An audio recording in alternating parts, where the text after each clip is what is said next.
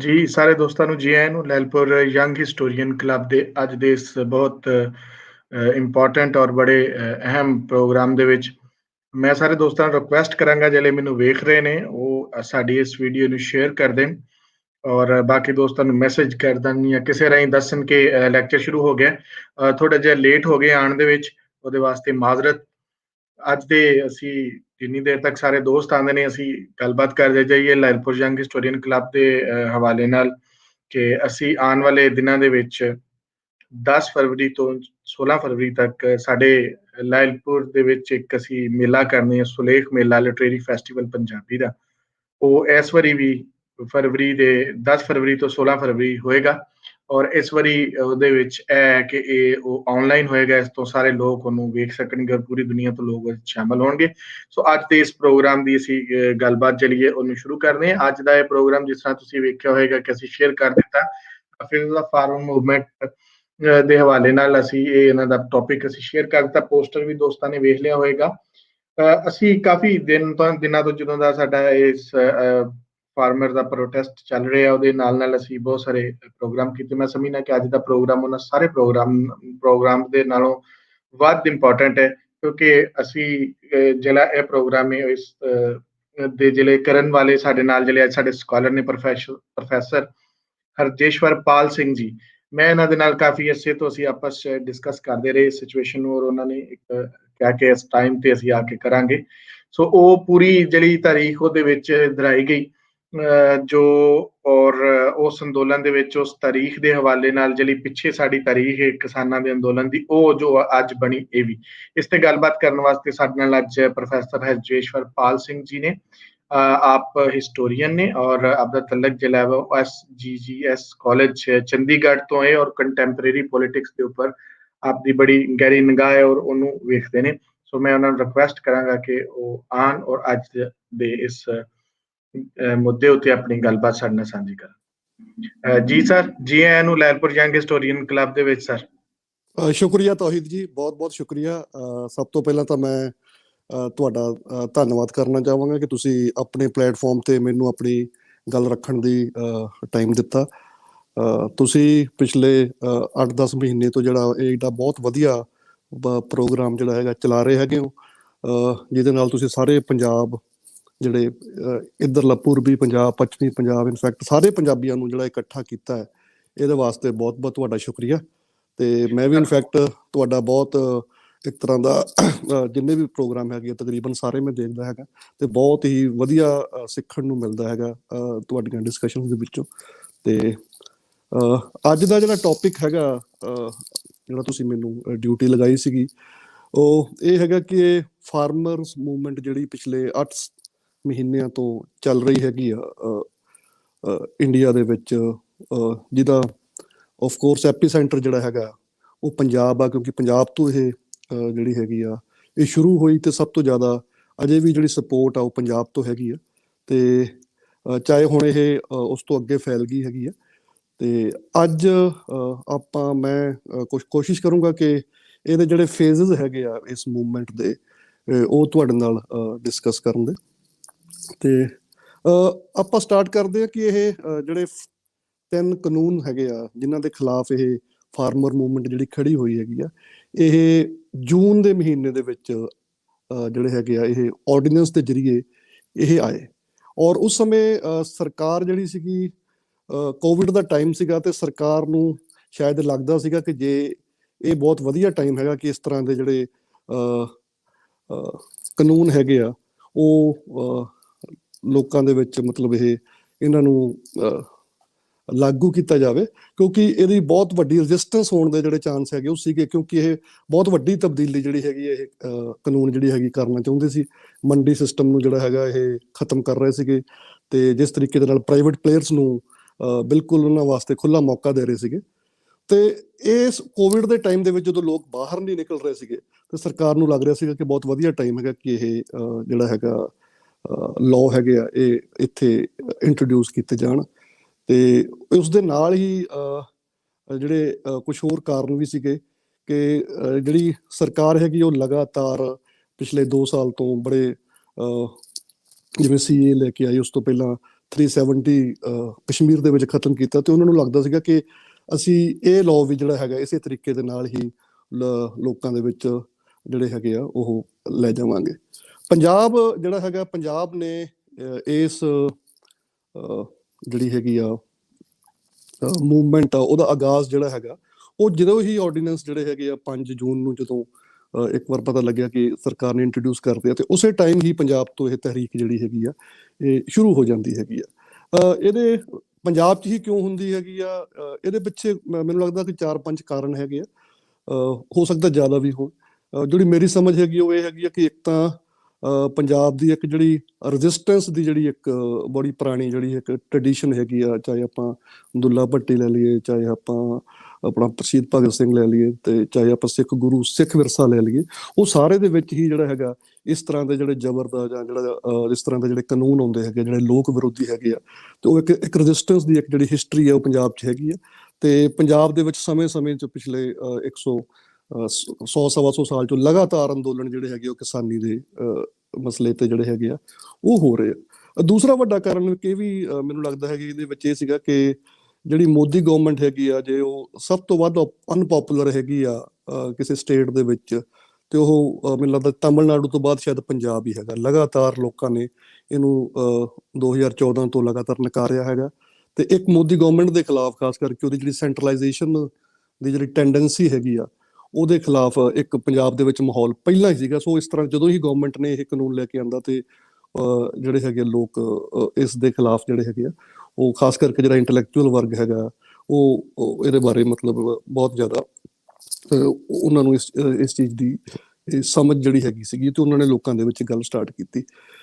ਇੱਕ ਹੋਰ ਜਿਹੜਾ ਕਾਰਨ ਸੀਗਾ ਉਹ ਇਹ ਸੀਗਾ ਕਿ ਪੰਜਾਬ ਦੇ ਵਿੱਚ ਜਿਹੜੀਆਂ ਕਿਸਾਨ ਜਥੇਬੰਦੀਆਂ ਹੈਗੀਆਂ ਉਹਨਾਂ ਦਾ ਇੱਕ ਨੈਟਵਰਕ ਹੈਗਾ ਉਹ ਬਹੁਤ ਵੱਡਾ ਹੈਗਾ, ਤੇ ਚਾਹੇ ਉਹ ਕਿਸਾਨ ਜਥੇਬੰਦੀਆਂ ਬਹੁਤ ਹੈਗੀਆਂ, ਘੱਟੋ ਘੱਟ 30-32 ਜਿਹੜੀਆਂ ਹੈਗੀਆਂ ਸੰਯੁਕਤ ਕਿਸਾਨ ਮੋਰਚੇ ਦੇ ਵਿੱਚ ਹੈਗੀਆਂ, ਬਟ ਉਹ ਤਕਰੀਬਨ ਸਾਰੀ ਸਟੇਟ ਦੇ ਵਿੱਚ ਉਹ ਕੰਮ ਕਰ ਰਹੀਆਂ ਹੈਗੀਆਂ, ਖਾਸ ਕਰਕੇ ਮਾਲਵੇ ਦੇ ਵਿੱਚ ਤੇ ਮਾਝੇ ਦੇ ਵਿੱਚ ਉਹ ਪਹਿਲਾਂ ਹੀ ਕੰਮ ਕਰ ਰਹੀਆਂ ਸੀਗੀਆਂ। ਸੋ ਇੱਕ ਬੇਸ ਸੀਗਾ, ਇੱਕ ਆਰਗੇਨਾਈਜੇਸ਼ਨ ਸੀਗੀ ਜਿਹੜੀ ਕਿ ਇਸ ਮੂਵਮੈਂਟ ਨੂੰ ਜਿਹੜੀ ਹੈਗੀ ਉਹ ਚਲਾ ਸਕਦੀ ਸੀਗੀ। ਇੱਕ ਹੋਰ ਕਾਰਨ ਸੀਗਾ ਕਿ ਜਿਹੜੀ ਕਾਂਗਰਸ ਦੀ ਸਰਕਾਰ ਹੈਗੀ ਆ ਉਹ, ਕਿਉਂਕਿ ਇੱਕ ਆਪੋਜੀਸ਼ਨ ਦੀ ਸਰਕਾਰ ਹੈ, ਬੀਜੇਪੀ ਦੀ ਸਰਕਾਰ ਨਹੀਂ ਸੀ, ਤੇ ਉਹ ਵੀ ਜਿਹੜੀ ਹੈਗੀ ਆ ਉਹ ਤਕਰੀਬਨ ਕਿਸਾਨਾਂ ਦੇ ਹੱਕ ਦੇ ਵਿੱਚ ਹੀ ਸੀ। ਸੋ ਇਹ ਉਸ ਦਾ ਫਾਇਦਾ ਇਹ ਹੋਇਆ ਕਿ ਕਿਸਾਨ ਜਿਹੜੇ ਹੈਗੇ ਕਿ ਉਹ ਆਪਣੀਆਂ ਜਿਹੜੀਆਂ ਮੂਵਮੈਂਟ ਹੈਗੀ ਆ ਜਾਂ ਜਿਹੜੀ ਉਹ ਅਵੇਅਰਨੈਸ ਜਿਹੜੀ ਕੰਪੇਨ ਹੈਗੀ ਆ ਉਹ ਚਲਾ ਸਕਦੇ ਹੈਗੇ ਆ। ਬਟ ਸਟਾਰਟ ਜਿਹੜਾ ਹੈਗਾ ਉਹ ਬਹੁਤ ਸਲੋ ਹੋਇਆ। ਕਾਰਨ ਉਹੀ ਸੀਗੇ ਕਿ ਕੋਵਿਡ ਦਾ ਸਮਾਂ ਸੀ, ਲੋਕਾਂ ਨੂੰ ਇਹਦੇ ਬਾਰੇ ਜ਼ਿਆਦਾ ਅਵੇਅਰਨੈਸ ਨਹੀਂ ਸੀ, ਤੇ ਨਾਲੇ ਜਿਸ ਤਰੀਕੇ ਦੇ ਨਾਲ ਇਹਨੂੰ ਪ੍ਰਚਾਰਿਆ ਜਾ ਰਿਹਾ ਸੀ ਸਰਕਾਰ ਵੱਲੋਂ ਕਿ ਇਹ ਜਿਹੜੇ ਕਾਨੂੰਨ ਹੈਗੇ ਆ ਉਹ ਲੋਕਾਂ ਦੇ ਹੱਕ ਦੇ ਵਿੱਚ ਹੈਗੇ ਆ, ਤੇ ਇਹਦੇ ਨਾਲ ਮਿਡਲਮੈਨ ਖਤਮ ਹੋ ਜਾਣਗੇ, ਜਿਹੜੇ ਕਿਸਾਨ ਹੈਗੇ ਉਹਨਾਂ ਦੀ ਆਮਦਨ ਵੱਧ ਜਾਵੇਗੀ, ਉਹ ਇਸ ਤਰੀਕੇ ਦੇ ਨਾਲ ਜਿਹੜਾ ਹੈਗਾ ਇਹ ਕਾਨੂੰਨ ਨੂੰ ਜਿਹੜਾ ਹੈਗਾ ਪ੍ਰਚਾਰਿਆ ਜਾ ਰਿਹਾ ਸੀ। ਪਰ ਜਿਹੜੇ ਪੰਜਾਬ ਦੇ ਕੁਝ ਕਿਸਾਨ ਨੇਤਾ ਹੈਗੇ ਜਿਵੇਂ ਬਲਬੀਰ ਸਿੰਘ ਰਾਜੇਵਾਲ, ਉਸ ਤੋਂ ਇਲਾਵਾ ਜੋਗਿੰਦਰ ਸਿੰਘ ਉਗਰਾਹਾਂ, ਰਜਿੰਦਰ ਸਿੰਘ ਦੀਪ ਸਿੰਘ ਵਾਲਾ, ਇਹਨਾਂ ਨੇ ਅਖਬਾਰਾਂ ਦੇ ਵਿੱਚ ਸ਼ੁਰੂ ਤੋਂ ਹੀ ਜਿਹੜੇ ਇਹ ਲੇਖ ਲਿਖਣੇ ਸ਼ੁਰੂ ਕਰਤੇ। ਇਹਨਾਂ ਦੇ ਇਲਾਵਾ ਬਹੁਤ ਸਾਰੇ ਜਿਹੜੇ ਇਕੋਨਮਿਸਟ ਸੀਗੇ, ਤੇ ਪ੍ਰੀਤਮ ਸਿੰਘ ਗਿੱਲ ਹੋਣੀ ਹੈਗੇ ਆ, ਸੁੱਚਾ ਸਿੰਘ ਗਿੱਲ ਹੈਗੇ ਆ, ਤੇ ਹੋਰ ਜਿਹੜੇ ਸਵਰਾਜ ਵੀਰ ਆ, ਜਿਵੇਂ ਪੰਜਾਬੀ ਟ੍ਰਿਬਿਊਨ ਦਾ ਇਸ ਦੇ ਵਿੱਚ ਬਹੁਤ ਵੱਡਾ ਰੋਲ ਹੈਗਾ ਕਿ ਉਹਨਾਂ ਨੇ ਸਭ ਤੋਂ ਪਹਿਲਾਂ ਲੋਕਾਂ ਤੱਕ ਇਹ ਗੱਲ ਪਹੁੰਚਾਈ ਕਿ ਇਹ ਜਿਹੜੇ ਕਾਨੂੰਨ ਹੈਗੇ ਆ ਇਹ ਕਿਸਾਨਾਂ ਦੇ ਫਾਇਦੇ ਨਹੀਂ, ਸੋ ਕਿਸਾਨਾਂ ਦਾ ਤੇ ਖਾਸ ਕਰਕੇ ਪੰਜਾਬ ਦੇ ਕਿਸਾਨਾਂ ਦਾ ਬਹੁਤ ਵੱਡਾ ਜਿਹੜਾ ਨੁਕਸਾਨ ਹੋਊਗਾ, ਕਿਉਂਕਿ ਜਿਹੜਾ ਇਹ MSP ਦਾ ਸਿਸਟਮ ਹੈਗਾ ਤੇ ਮੰਡੀ ਸਿਸਟਮ ਹੈਗਾ ਉਹ ਸਭ ਤੋਂ ਵਧੀਆ ਢੰਗ ਨਾਲ ਉਹ ਪੰਜਾਬ ਤੇ ਹਰਿਆਣਾ ਦੇ ਵਿੱਚ ਹੀ ਚੱਲਦਾ ਹੈਗਾ, ਤੇ ਇਹ ਸਾਰੇ ਹੀ ਜਿਹੜੇ ਕਾਨੂੰਨ ਹੈਗੇ ਆ ਉਹ ਅਸਲ ਦੇ ਵਿੱਚ ਇਸ ਸਿਸਟਮ ਨੂੰ ਹੀ ਖਤਮ ਕਰਨ ਵਾਲੇ ਸੀਗੇ। ਸੋ ਇਹ ਸਭ ਤੋਂ ਪਹਿਲਾਂ ਇੱਕ ਇੰਟੈਲੈਕਚੁਅਲ ਜਿਹੜੀ ਪਹਿਲੀ ਆਪਾਂ ਕਹਿ ਸਕਦੇ ਫੇਜ਼ ਆ ਉਹ ਇੱਕ ਇੰਟੈਲੈਕਚੁਅਲ ਤੇ ਐਕਟਿਵਿਸਟ ਫੇਜ਼ ਹੈਗਾ, ਤੇ ਇਹਨੂੰ ਆਪਾਂ ਜੂਨ ਤੋਂ ਲੈ ਕੇ ਸਤੰਬਰ ਤੱਕ, ਜਦੋਂ ਤੱਕ ਇਹ 25 ਸਤੰਬਰ ਤੱਕ ਜਦੋਂ ਤੱਕ ਇਹ ਲਾਅ ਨਹੀਂ ਬਣਦੇ ਹੈਗੇ ਪਾਰਲੀਮੈਂਟ ਵਿੱਚ, ਇਹਨੂੰ ਆਪਾਂ ਇੰਟੈਲੈਕਚੁਅਲ ਤੇ ਐਕਟਿਵਿਸਟ ਫੇਜ਼ ਕਹਿ ਸਕਦੇ ਹਾਂ, ਜਿਹਦੇ ਵਿੱਚ ਮੇਨ ਕੰਮ ਜਿਹੜਾ ਹੈਗਾ ਉਹ ਅਵੇਅਰਨੈਸ ਦਾ ਹੈਗਾ ਕਿ ਲੋਕਾਂ ਦੇ ਵਿੱਚ ਕਿਵੇਂ ਇਹ ਅਵੇਅਰਨੈਸ ਜਿਹੜੀ ਹੈਗੀ ਹੈ ਇਹ ਪਹੁੰਚਾਈ ਜਾਵੇ, ਇਸ ਜਿਹੜੇ ਦੁਸ਼ਟ ਪ੍ਰਭਾਵ ਹੈਗੇ ਆ ਇਹਨਾਂ ਕਾਨੂੰਨਾਂ ਦੇ ਉਹਦੇ ਬਾਰੇ। ਸੋ ਇਹਦੇ ਵਿੱਚ ਕਈ ਸਾਰੀਆਂ ਜਿਹੜੀਆਂ ਟੈਕਨੀਕਸ ਹੈਗੀਆਂ ਵਰਤੀਆਂ ਗਈਆਂ। ਆਫ ਕੋਰਸ ਅਖਬਾਰ ਇੱਕ ਪਹਿਲਾਂ ਸੀ, ਕੁਝ ਸੈਮੀਨਾਰ ਵੀ ਹੋਏ ਅਲੱਗ-ਅਲੱਗ, ਫੋਰ ਐਗਜ਼ਾਮਪਲ ਚੰਡੀਗੜ੍ਹ ਸੈਮੀਨਾਰ ਹੋਏ, ਆਰਟੀਕਲ ਲਿਖੇ ਗਏ, ਤੇ ਜਿਹੜੀਆਂ ਕਿਸਾਨ ਜਥੇਬੰਦੀਆਂ ਹੈਗੀਆਂ ਉਹਨਾਂ ਨੇ ਪਿੰਡਾਂ ਦੇ ਵਿੱਚ ਜਾ ਕੇ ਨੁੱਕੜ ਮੀਟਿੰਗਾਂ ਕਰਨੀਆਂ ਸ਼ੁਰੂ ਕੀਤੀਆਂ ਤੇ ਲੋਕਾਂ ਨੂੰ ਇਸ ਬਾਰੇ ਜਾਣਕਾਰੀ ਦਿੱਤੀ। ਸ਼ੁਰੂ ਦੇ ਵਿੱਚ ਇਕੱਠ ਜਿਹੜਾ ਹੈਗਾ ਥੋੜਾ ਹੁੰਦਾ ਸੀ, ਥੋੜੇ ਲੋਕ ਆਉਂਦੇ ਸੀਗੇ, ਪਰ ਹੌਲੀ-ਹੌਲੀ ਜਿਹੜਾ ਹੈਗਾ ਉਹ ਇਕੱਠ ਉਹ ਵਧਣ ਲੱਗ ਪਿਆ, ਤੇ ਫਿਰ ਡਿਸਟ੍ਰਿਕਟ ਲੈਵਲ ਤੇ ਧਰਨੇ ਹੈਗੇ ਆ, ਉਹਨਾਂ ਦਾ ਪ੍ਰੋਸੈਸ ਜਿਹੜਾ ਹੈਗਾ ਉਹ ਸ਼ੁਰੂ ਹੋਇਆ। ਅਗਸਤ ਤੱਕ ਆਉਂਦੇ ਆਉਂਦੇ ਜਿਹੜੀ ਸਭ ਤੋਂ ਵੱਡੀ ਜਥੇਬੰਦੀ ਹੈਗੀ ਹੈ BKU ਗਰਾਹਾਂ, ਉਹਨਾਂ ਨੇ ਇਹ ਡਿਸਾਈਡ ਕਰਤਾ ਕਿ ਅਸੀਂ ਜਿਹੜਾ ਬਾਦਲ ਪਿੰਡ ਆ, ਜਿਹੜਾ ਆਪਣੇ ਅਕਾਲੀ ਦਲ ਦੇ ਸਰਦਾਰ ਪ੍ਰਕਾਸ਼ ਸਿੰਘ ਬਾਦਲ ਸਾਬਕਾ CM ਜਿਹੜੇ ਹੈਗੇ ਆ, ਉਹਨਾਂ ਦੇ ਪਿੰਡ ਦੇ ਵਿੱਚ ਇੱਕ ਵੱਡਾ ਧਰਨਾ, ਤੇ ਇਸ ਦੇ ਨਾਲ ਹੀ ਕੈਪਟਨ ਅਮਰਿੰਦਰ ਸਿੰਘ ਜਿਹੜੇ ਹੈਗੇ ਆ, ਉਹਨਾਂ ਦਾ ਜਿਹੜਾ ਨੇਟਿਵ ਪਲੇਸ ਪਟਿਆਲਾ ਹੈਗਾ, ਉੱਥੇ ਇੱਕ ਵੱਡੇ ਧਰਨੇ ਜਿਹੜੇ ਹੈਗੇ ਉਹ ਦਿੱਤੇ ਜਾਣਗੇ। ਸੋ ਇਹਦੇ ਨਾਲ ਇੱਕ ਲੋਕ ਜਿਹੜੇ ਹੈਗੇ ਉਹ ਜੁੜਨ ਜਿਹੜੇ ਹੈਗੇ ਆ ਉਹ ਮੂਵਮੈਂਟ ਦੇ ਨਾਲ, ਉਹਦੇ ਬਾਰੇ ਅਵੇਅਰਨੈਸ ਵੀ ਹੋਣ ਲੱਗ ਪਈ ਤੇ ਜੁੜਨ ਲੱਗ ਪਈ। ਇਸ ਦੇ ਵਿੱਚ ਸੋਸ਼ਲ ਮੀਡੀਆ ਤੇ ਜਿਹੜੇ ਪੰਜਾਬ ਦੇ ਡਿਜੀਟਲ ਚੈਨਲ ਹੈਗੇ ਆ ਪੰਜਾਬ, ਉਹਨਾਂ ਦਾ ਵੀ ਕਾਫੀ ਵੱਡਾ ਰੋਲ ਹੈਗਾ, ਕਿਉਂਕਿ ਉਹਨਾਂ ਨੇ ਇਹਨਾਂ ਧਰਨਿਆਂ ਦੀਆਂ ਖਬਰਾਂ, ਲੀਡਰਸ ਦੇ ਜਿਹੜੇ ਹੈਗੇ ਆ ਵਿਊ ਪੁਆਇੰਟ, ਇੰਟਰਵਿਊਜ਼, ਉਹ ਲੋਕਾਂ ਤੱਕ ਪਹੁੰਚਾਏ। ਸੋ ਇਹ ਅਵੇਅਰਨੈਸ ਦਾ ਉਹ ਸਾਰਾ ਮਾਹੌਲ ਜਿਹੜਾ ਹੈਗਾ ਚੱਲਦਾ ਰਿਹਾ।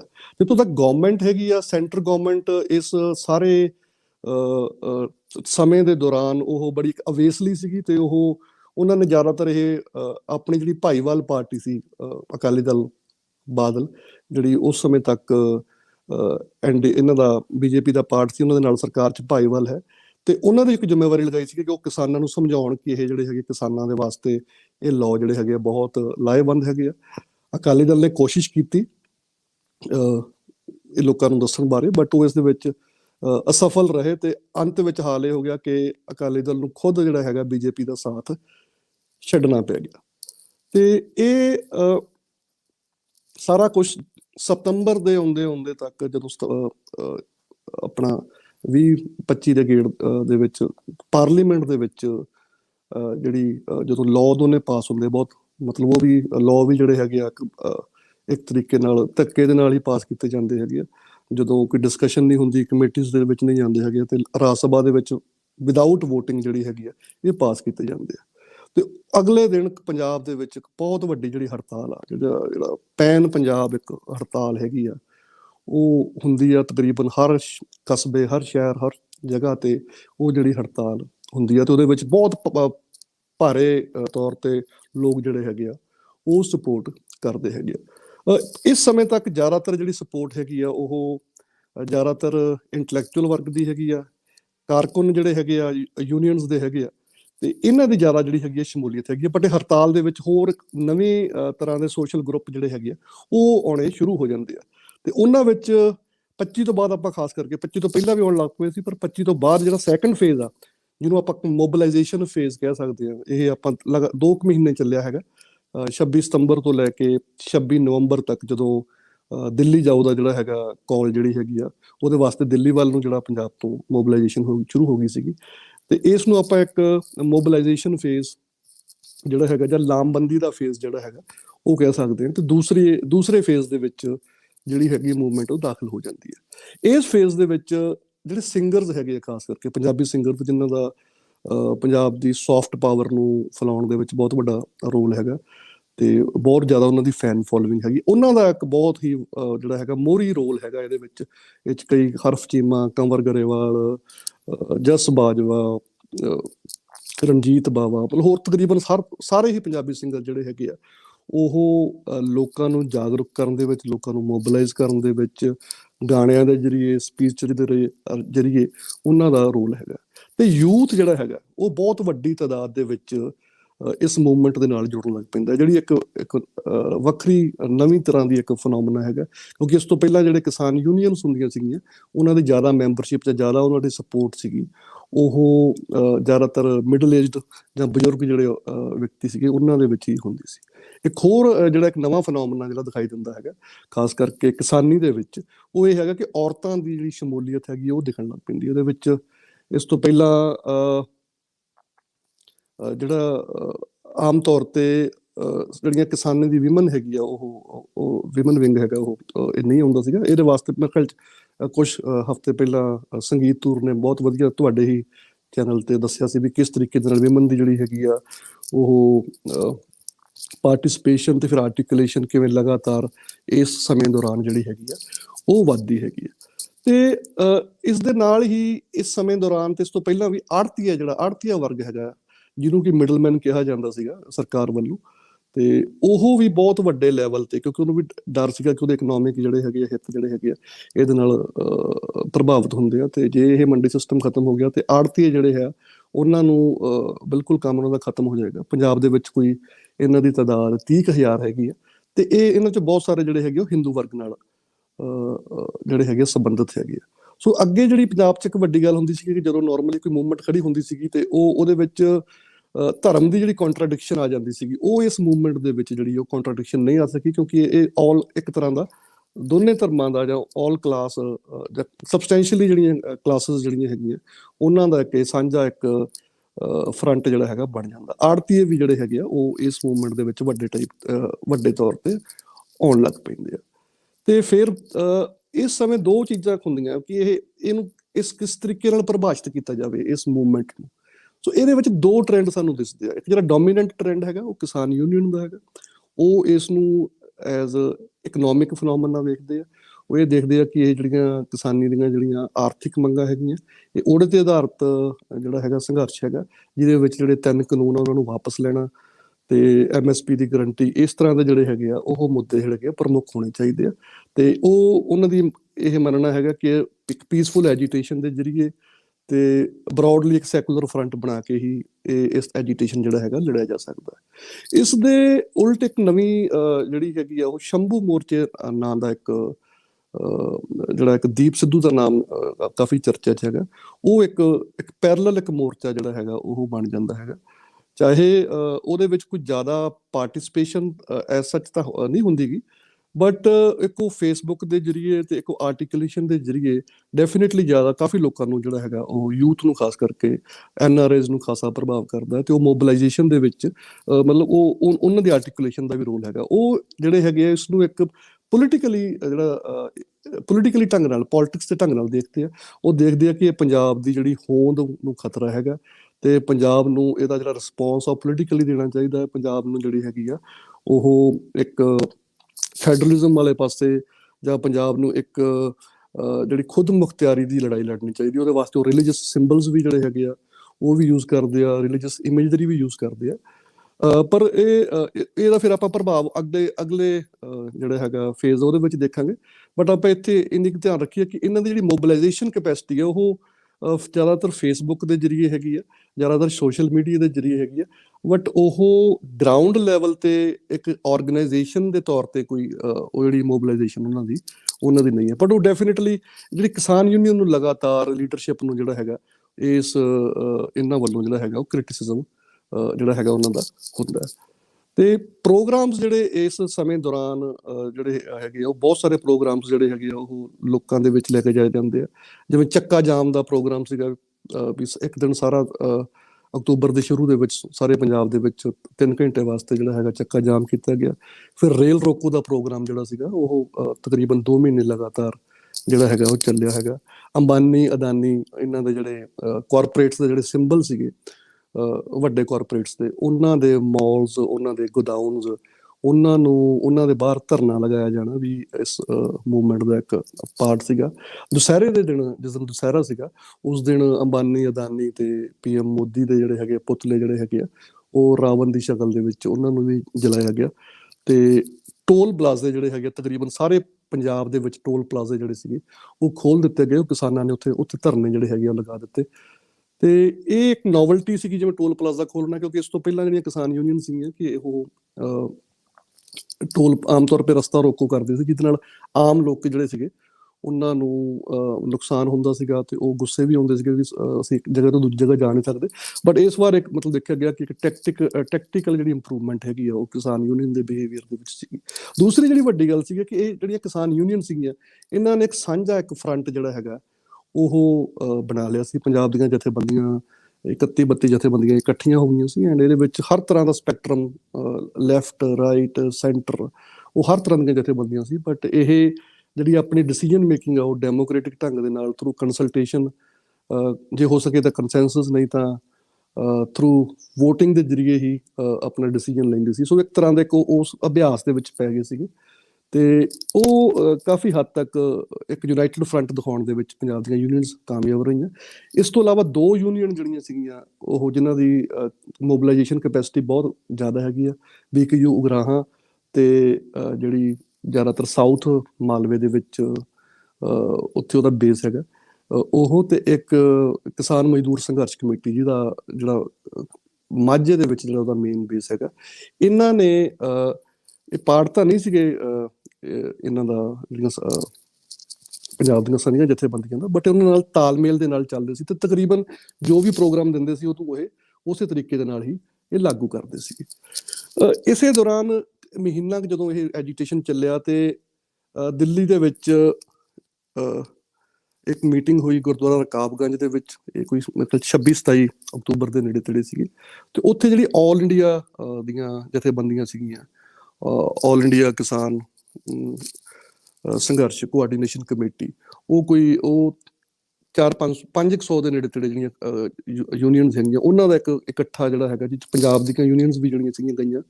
ਤੇ ਉੱਥੇ ਇਹ ਡਿਸਾਈਡ ਕੀਤਾ ਗਿਆ ਕਿ 27 ਨਵੰਬਰ ਨੂੰ ਜਿਹੜਾ ਹੈਗਾ ਉਹ ਦਿੱਲੀ ਚਲੋ ਦਾ ਇੱਕ ਜਿਹੜਾ ਹੈਗਾ ਉਹਨਾਂ ਨੇ ਇੱਕ ਪ੍ਰੋਗਰਾਮ ਦਿੱਤਾ।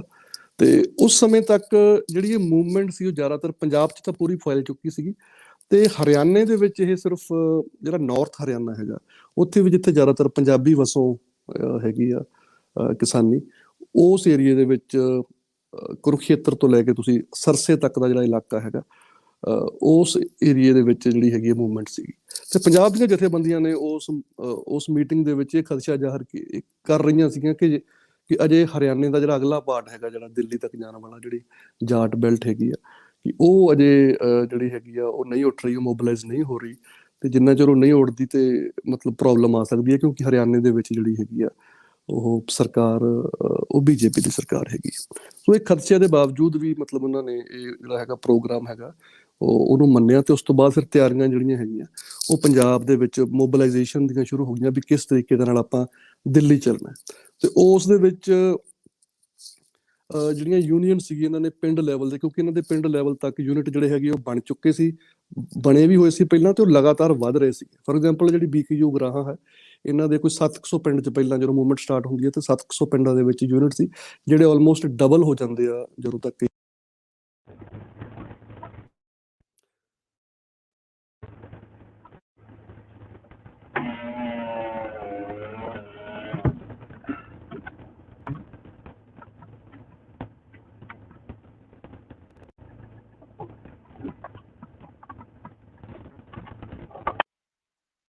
ਉਹਨਾਂ ਤੋਂ ਜਿਹੜਾ ਹੈਗਾ ਆਪਣਾ ਸਮਾਨ ਜਿਹੜਾ ਹੈਗਾ, ਫੋਰ ਐਗਜ਼ਾਮਪਲ ਆਪਣਾ ਖਾਣ ਪੀਣ ਦਾ ਸਮਾਨ, ਲੰਗਰ ਤੇ ਉਹ ਸਾਰਾ ਰਸਦ ਪਾਣੀ, ਕੰਟਰੀਬਿਊਸ਼ਨ ਲੈ ਕੇ ਟਰੈਕਟਰ ਟਰਾਲੀਜ਼, ਉਹ ਸਾਰਾ ਜਿਹੜਾ ਇੰਤਜ਼ਾਮ ਹੋਣਾ ਉਹ ਯੂਨੀਅਨਸ ਜਿਹੜੀਆਂ ਹੈਗੀਆਂ ਉਹ ਕਰਨਾ ਸ਼ੁਰੂ ਕਰ ਦਿੰਦੀਆਂ ਹੈਗੀਆਂ। ਤੇ ਇਹ ਮਾਰਚਸ ਕੱਢੇ ਜਾਂਦੇ ਹੈਗੇ ਆ ਤੇ ਇਹ ਜਿਹੜੀ ਲਾਮਬੰਦੀ ਹੈਗੀ ਆ ਉਹ ਦਿੱਲੀ ਚੱਲਣ ਦੀ ਜਿਹੜੀ ਹੈਗੀ ਆ ਉਹ ਸਾਰੀ ਜਿਹੜੀ ਹੈਗੀ ਉਹ ਚੱਲ ਰਹੀ ਹੈ। ਇਸ ਸਮੇਂ ਦੌਰਾਨ ਜਿਹੜਾ ਗਵਰਨਮੈਂਟ ਦਾ ਰਿਸਪੌਂਸ ਹੈਗਾ, ਗਵਰਨਮੈਂਟ ਦਾ ਰਿਸਪੌਂਸ ਅਗੇਨ ਅਜੇ ਵੀ ਉਹ ਬਹੁਤ ਐਰੋਗੈਂਟ ਬਿਹੇਵੀਅਰ ਜਿਹੜਾ ਹੈਗਾ ਖਾਸ ਕਰਕੇ ਯੂਨੀਅਨ ਗਵਰਨਮੈਂਟ ਦਾ ਹੈਗਾ।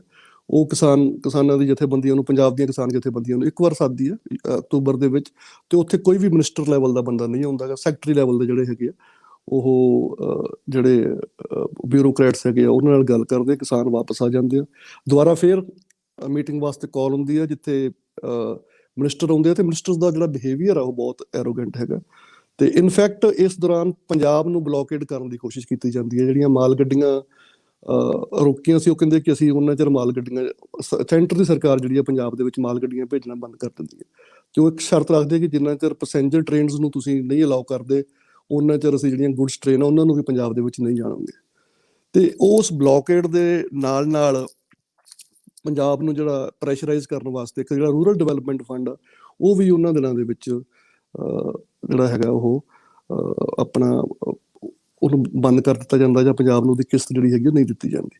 ਤੇ ਇੱਕ ਨਵਾਂ ਆਰਡੀਨੈਂਸ ਜਿਹੜਾ ਹੈਗਾ ਸਰਕਾਰ ਕਹਿੰਦੀ ਹੈ ਕਿ ਇਸ ਨਵਾਂ ਆਰਡੀਨੈਂਸ ਲੈ ਕੇ ਆਵਾਂਗੇ ਕਿ ਜਿਹੜੀ ਪਰਾਲੀ ਜਿਹੜੀ ਜਲਾਈ ਜਾਂਦੀ ਆ ਜਿਹਦੇ ਨਾਲ ਪੋਲਿਊਸ਼ਨ ਹੁੰਦੀ ਆ, ਜਿਹੜੀ ਅਕੋਰਡਿੰਗ ਟੂ ਗਵਰਨਮੈਂਟ ਦਿੱਲੀ ਦੇ ਵਿੱਚ ਬਹੁਤ ਪੋਲਿਊਸ਼ਨ ਹੁੰਦਾ ਤੇ ਉਹ ਜ਼ਿਆਦਾਤਰ ਪੰਜਾਬ ਦੇ ਕਿਸਾਨ ਜਿਹੜੇ ਹੈਗੇ ਆ ਉਹਦੇ ਵਾਸਤੇ ਜ਼ਿੰਮੇਵਾਰ ਆ। ਉਹ ਕਹਿੰਦੇ ਕਿ ਉਹ ਪਰਾਲੀ ਜਲਾਉਣ ਵਾਲੇ ਤੇ 1 ਕਰੋੜ ਰੁਪਏ ਤੱਕ ਜਿਹੜਾ ਹੈਗਾ ਉਹ ਜੁਰਮਾਨਾ ਹੋ ਸਕਦਾ। ਸੋ ਇੱਕ ਲਗਾਤਾਰ ਜਿਹੜੀ ਸੈਂਟਰ ਦੀ ਸਰਕਾਰ ਉਹਦਾ ਬਿਹੇਵੀਅਰ ਜਿਹੜਾ ਉਹ ਐਰੋਗੈਂਸ ਵਾਲਾ ਤੇ ਕਨਫਰੰਟੇਸ਼ਨ ਵਾਲਾ ਜਿਹੜਾ ਹੈਗਾ ਉਹ ਉਹਨਾਂ ਦਾ ਰੋਲ ਹੈਗਾ। ਇਸ ਦੌਰਾਨ ਜਿਹੜੀਆਂ ਪੰਜਾਬ ਦੀਆਂ ਪੋਲੀਟੀਕਲ ਪਾਰਟੀਆਂ ਹੈਗੀਆਂ ਉਹ ਤਕਰੀਬਨ ਸਾਰੀਆਂ ਹੀ ਕਿਸਾਨ ਜਿਹੜੀ ਜਥੇਬੰਦੀਆਂ ਜਾਂ ਕਿਸਾਨ ਸੰਘਰਸ਼ ਦੇ ਨਾਲ ਜੁੜ ਜਾਂਦੀਆਂ ਹੈਗੀਆਂ। ਕਾਂਗਰਸ ਦੀ ਜਿਹੜੀ ਸਰਕਾਰ ਹੈਗੀ ਆ ਉਹ ਇੱਕ ਬਿੱਲ ਲੈ ਕੇ ਆਉਂਦੀ ਹੈਗੀ ਆ ਅਮੈਂਡਮੈਂਟ ਵਾਸਤੇ ਜਿਹੜੇ ਇਹ ਲਾਅ ਹੈਗੇ। ਤੇ ਜਿਹੜੀ ਅਕਾਲੀ ਦਲ ਦੀ ਹੈਗੀ ਉਹ ਪਹਿਲੇ ਆਪਾਂ ਦੇਖਿਆ ਗਿਆ ਕਿ ਉਹ ਬੀਜੇਪੀ ਦਾ ਸਾਥ ਛੱਡ ਦਿੰਦੀ ਆ। ਆਮ ਆਦਮੀ ਪਾਰਟੀ ਵੀ ਸਪੋਰਟ ਕਰਦੀ ਆ ਤੇ ਸਿਰਫ ਜਿਹੜੀ ਬੀਜੇਪੀ ਹੈਗੀ ਆ ਉਹ ਸਿਰਫ ਆਪਣੀ ਜਿਹੜੀ ਹੈਗੀ ਇੱਕ ਤਰਫ ਰਹਿ ਜਾਂਦੀ ਆ। ਉਹਦੇ ਵਿੱਚ ਵੀ ਬਹੁਤ ਸਾਰੇ ਜਿਹੜੇ ਇੰਟਰਨਲੀ ਬੀਜੇਪੀ ਦੇ ਬਹੁਤ ਸਾਰੇ ਲੋਕ ਹੈਗੇ ਆ ਉਹ ਆਪਣੀ ਸਰਕਾਰ ਨੂੰ ਕੁਐਸਚਨ ਕਰਦੇ ਆ ਕਿ ਇਹ ਤੁਸੀਂ ਜਿਹੜੇ ਕਿਸਾਨਾਂ ਦੇ ਖਿਲਾਫ ਜਿਹੜੇ ਇਹ ਬਿੱਲ ਲੈ ਕੇ ਆਉਂਦੇ ਆ ਕਿ ਇਹਦੇ ਵਾਸਤੇ ਤੁਸੀਂ ਨਜ਼ਰਅਸਾਨੀ ਕਰੋ ਤੇ ਇਹ ਠੀਕ ਨਹੀਂ ਹੈਗਾ। ਉਹਨਾਂ ਚੋਂ ਲక్ష్ਮੀ ਕਾਂਤਾ ਚਾਵਲਾ ਦਾ ਨਾਮ ਹੈਗਾ, ਸੁਰਜੀਤ ਕੁਮਾਰ ਜਿਆਨੀ ਹੈਗੇ ਆ, ਉਹ ਕੁਛ ਜਿਹੜੇ ਪ੍ਰੋਮੀਨੈਂਟ ਲੀਡਰ ਹੈਗੇ ਆ ਉਹ ਬੀਜੇਪੀ ਦੇ ਇਸ ਤਰ੍ਹਾਂ ਦੀਆਂ ਗੱਲਾਂ ਇਹ ਕਰਦੇ ਹੈਗੇ ਆ। ਉਸ ਤੋਂ ਬਾਅਦ ਇਹ 26 ਨਵੰਬਰ ਤੱਕ ਜਿਹੜੀ ਮੋਬਿਲਾਈਜੇਸ਼ਨ ਜਦੋਂ ਦਿੱਲੀ ਉਸ ਤੋਂ ਬਾਅਦ ਜਾਂਦੇ ਆ ਉਹ ਆਪਾਂ ਸਾਰਿਆਂ ਨੇ ਦੇਖਿਆ ਹੈਗਾ ਕਿਵੇਂ ਦਿੱਲੀ ਦਾ ਜਿਹੜਾ ਮਾਰਚ ਹੈਗਾ ਉਹ ਨਾਕੇ ਤੋੜ ਕੇ ਬੈਰੀਕੇਡਸ ਤੋੜ ਕੇ ਸ਼ੰਭੂ ਤੋਂ ਉਸ ਤੋਂ ਬਾਅਦ ਸਰਦੂਲਗੜ੍ਹ, ਖਨੌਰੀ, ਡੱਬਵਾਲੀ ਤੋਂ ਜਿਹੜੇ ਕਨਵੋਇਸ ਜਿਹੜੇ ਹੈਗੇ ਆ ਉਹ ਜਾਂਦੇ ਆ। ਉਹਨਾਂ ਦੇ ਖਿਲਾਫ ਬੈਟਨ ਵੀ ਚੱਲਦੇ ਹੈਗੇ ਆ, ਉੱਥੇ ਪਾਣੀ ਦੀਆਂ ਬੁਛਾੜਾਂ ਵੀ ਹੁੰਦੀਆਂ, ਟੀਅਰ ਗੈਸ ਵੀ ਹੁੰਦਾ, ਸੜਕਾਂ ਵੀ ਖੋਦੀਆਂ ਜਾਂਦੀਆਂ, ਪਰ ਇਸ ਦੇ ਬਾਵਜੂਦ ਵੀ ਜਿਹੜਾ ਕਨਵੋਇਸ ਹੈਗੇ ਉਹ ਦਿੱਲੀ ਪਹੁੰਚਣ ਦੇ ਵਿੱਚ ਕਾਮਯਾਬ ਹੁੰਦੇ ਆ। ਇੱਥੇ ਮਤਲਬ ਜਿਹੜੀ ਇੱਕ ਗੱਲ ਧਿਆਨ 'ਚ ਰੱਖਣ ਵਾਲੀ ਗੱਲ ਹੈਗੀ ਆ ਕਿ ਜਿਹੜੀਆਂ ਕਿਸਾਨ ਯੂਨੀਅਨਸ ਹੈਗੀਆਂ ਉਸ ਟਾਈਮ ਤੱਕ ਉਹਨਾਂ ਦਾ ਰੋਕੇ ਸੀਗਾ ਕਿ ਜਿੱਥੇ ਵੀ ਆਪਾਂ ਨੂੰ ਰੋਕਿਆ ਗਿਆ ਆਪਾਂ ਰੁਕਾਂਗੇ। ਬਟ ਜਿਹੜਾ ਨਵਾਂ ਨੌਜਵਾਨ ਜਿਹੜਾ ਬਹੁਤ ਵੱਡੀ ਪੱਧਰ ਤੇ ਕਿਸਾਨ ਯੂਨੀਅਨਸ ਦੇ ਨਾਲ ਜੁੜਿਆ ਹੋਇਆ ਹੈਗਾ ਜਾਂ ਨਵਾਂ ਆਇਆ ਹੁੰਦਾ, ਉਹਨਾਂ ਦੇ ਪ੍ਰੈਸ਼ਰ ਨਾਲ ਉਹ ਜਿਹੜੇ ਬੈਰੀਕੇਡ ਹੈਗੇ ਆ ਉਹ ਟੁੱਟ ਜਾਂਦੇ ਹੈਗੇ ਆ। ਤੇ ਇਸੇ ਤਰ੍ਹਾਂ ਦਿੱਲੀ ਦੇ ਬਾਹਰ ਜਿਹੜੀਆਂ ਯੂਨੀਅਨਸ ਆ ਉਹ ਪਹਿਲਾਂ ਫੈਸਲਾ ਕਰਦੀਆਂ ਕਿ ਬਰਾੜੀ ਦੇ ਵਿੱਚ ਜਿਹੜਾ ਅੰਦਰ ਇੱਕ ਨਿਰੰਕਾਰੀ ਮੈਦਾਨ ਹੈਗਾ ਉੱਥੇ ਬਿਠਾਇਆ ਜਾਵੇ। ਪਰ ਅਗੇਨ ਫਿਰ ਇੱਕ ਪੋਪੂਲਰ ਪ੍ਰੈਸ਼ਰ ਜਿਹੜਾ ਸੋਸ਼ਲ ਮੀਡੀਆ ਦੇ ਜ਼ਰੀਏ ਜਾਂ ਹੋਰ ਦੇ ਜ਼ਰੀਏ ਜਿਹੜੀਆਂ ਯੂਨੀਅਨਸ ਹੈਗੀਆਂ ਉਹ ਦਿੱਲੀ ਦੇ ਬਾਹਰ ਹੀ ਡੇਰਾ ਜਿਹੜਾ ਹੈਗਾ ਉਹ ਲਗਾਉਣ ਵਾਸਤੇ ਰਜਾਮੰਦ ਹੋ ਜਾਂਦੀਆਂ। ਸਿੰਘੂ ਬਾਰਡਰ ਤੇ ਟਿੱਕਰੀ ਬਾਰਡਰ ਜਿਹੜਾ ਹੈਗਾ ਉੱਥੇ ਜਿਹੜੀਆਂ ਹੈਗੇ ਦੋ ਵੱਡੇ ਆਪਣੇ ਜਿਹੜੇ ਪਿੰਡ ਕਹਿ ਲਓ ਉਹਨਾਂ ਨੂੰ ਜਾਂ ਬਹੁਤ ਵੱਡੀਆਂ ਸਾਈਟਸ ਆ ਜਿੱਥੇ ਹਜ਼ਾਰਾਂ ਟਰੈਕਟਰ ਜਿਹੜੇ ਹੈਗੇ ਆ ਉੱਥੇ ਖੜੇ ਜਾਂਦੇ ਆ ਤੇ 8-8, 10-10 ਕਿਲੋਮੀਟਰ ਟਿੱਕਰੀ ਤੇ ਤਾਂ 25-30 ਕਿਲੋਮੀਟਰ ਤੱਕ ਲਗਾਤਾਰ ਇੱਕ ਬਹੁਤ ਵੱਡਾ ਜਿਹੜਾ ਹੈਗਾ ਇੱਕ ਡੇਰਾ ਜਾਂ ਮਤਲਬ ਇੱਕ ਉਹ ਲੱਗ ਜਾਂਦਾ ਹੈਗਾ। ਤੇ ਇਸ ਦੇ ਨਾਲ ਹੀ ਜਿਹੜਾ ਹੈਗਾ ਆਪਾਂ ਥਰਡ ਫੇਸ ਜਿਹੜਾ ਹੈਗਾ ਉਹ ਸ਼ੁਰੂ ਹੋ ਜਾਂਦਾ। ਇਹ ਥਰਡ ਫੇਸ ਆਪਾਂ ਰਫਲੀ 26 ਨਵੰਬਰ ਤੋਂ ਲੈ ਕੇ 26 ਜਨਵਰੀ ਤੱਕ ਆਪਾਂ ਜਿਹੜਾ ਹੈਗਾ ਉਹਨੂੰ ਆਪਾਂ ਨੂੰ ਥਰਡ ਫੇਸ ਕਹਿ ਸਕਦੇ ਹਾਂ।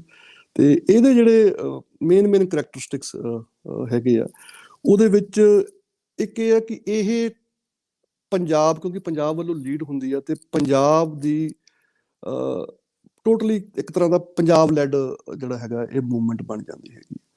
ਤੇ ਪੰਜਾਬ ਦੇ ਵਿੱਚ ਬਹੁਤ ਮੈਸਿਵ ਲੈਵਲ ਤੇ ਸਪੋਰਟ ਜਿਹੜੀ ਖਾਸ ਕਰਕੇ ਜਦੋਂ 26 ਨਵੰਬਰ ਤੋਂ ਬਾਅਦ ਤਾਂ ਮਤਲਬ ਟੋਟਲ ਸਪੋਰਟ ਹੋ ਜਾਂਦੀ ਹੈ, ਜਿਵੇਂ ਕਿ ਟੋਟਲ ਮੋਬਿਲਾਈਜੇਸ਼ਨ ਹੋ ਜਾਂਦੀ ਹੈ। NRIs ਜਿਹੜੇ ਹੈਗੇ ਆ ਬਹੁਤ ਵੱਡੇ ਲੈਵਲ ਤੇ ਇਹਨੂੰ ਸਪੋਰਟ ਕਰਦੇ ਹੈਗੇ ਆ।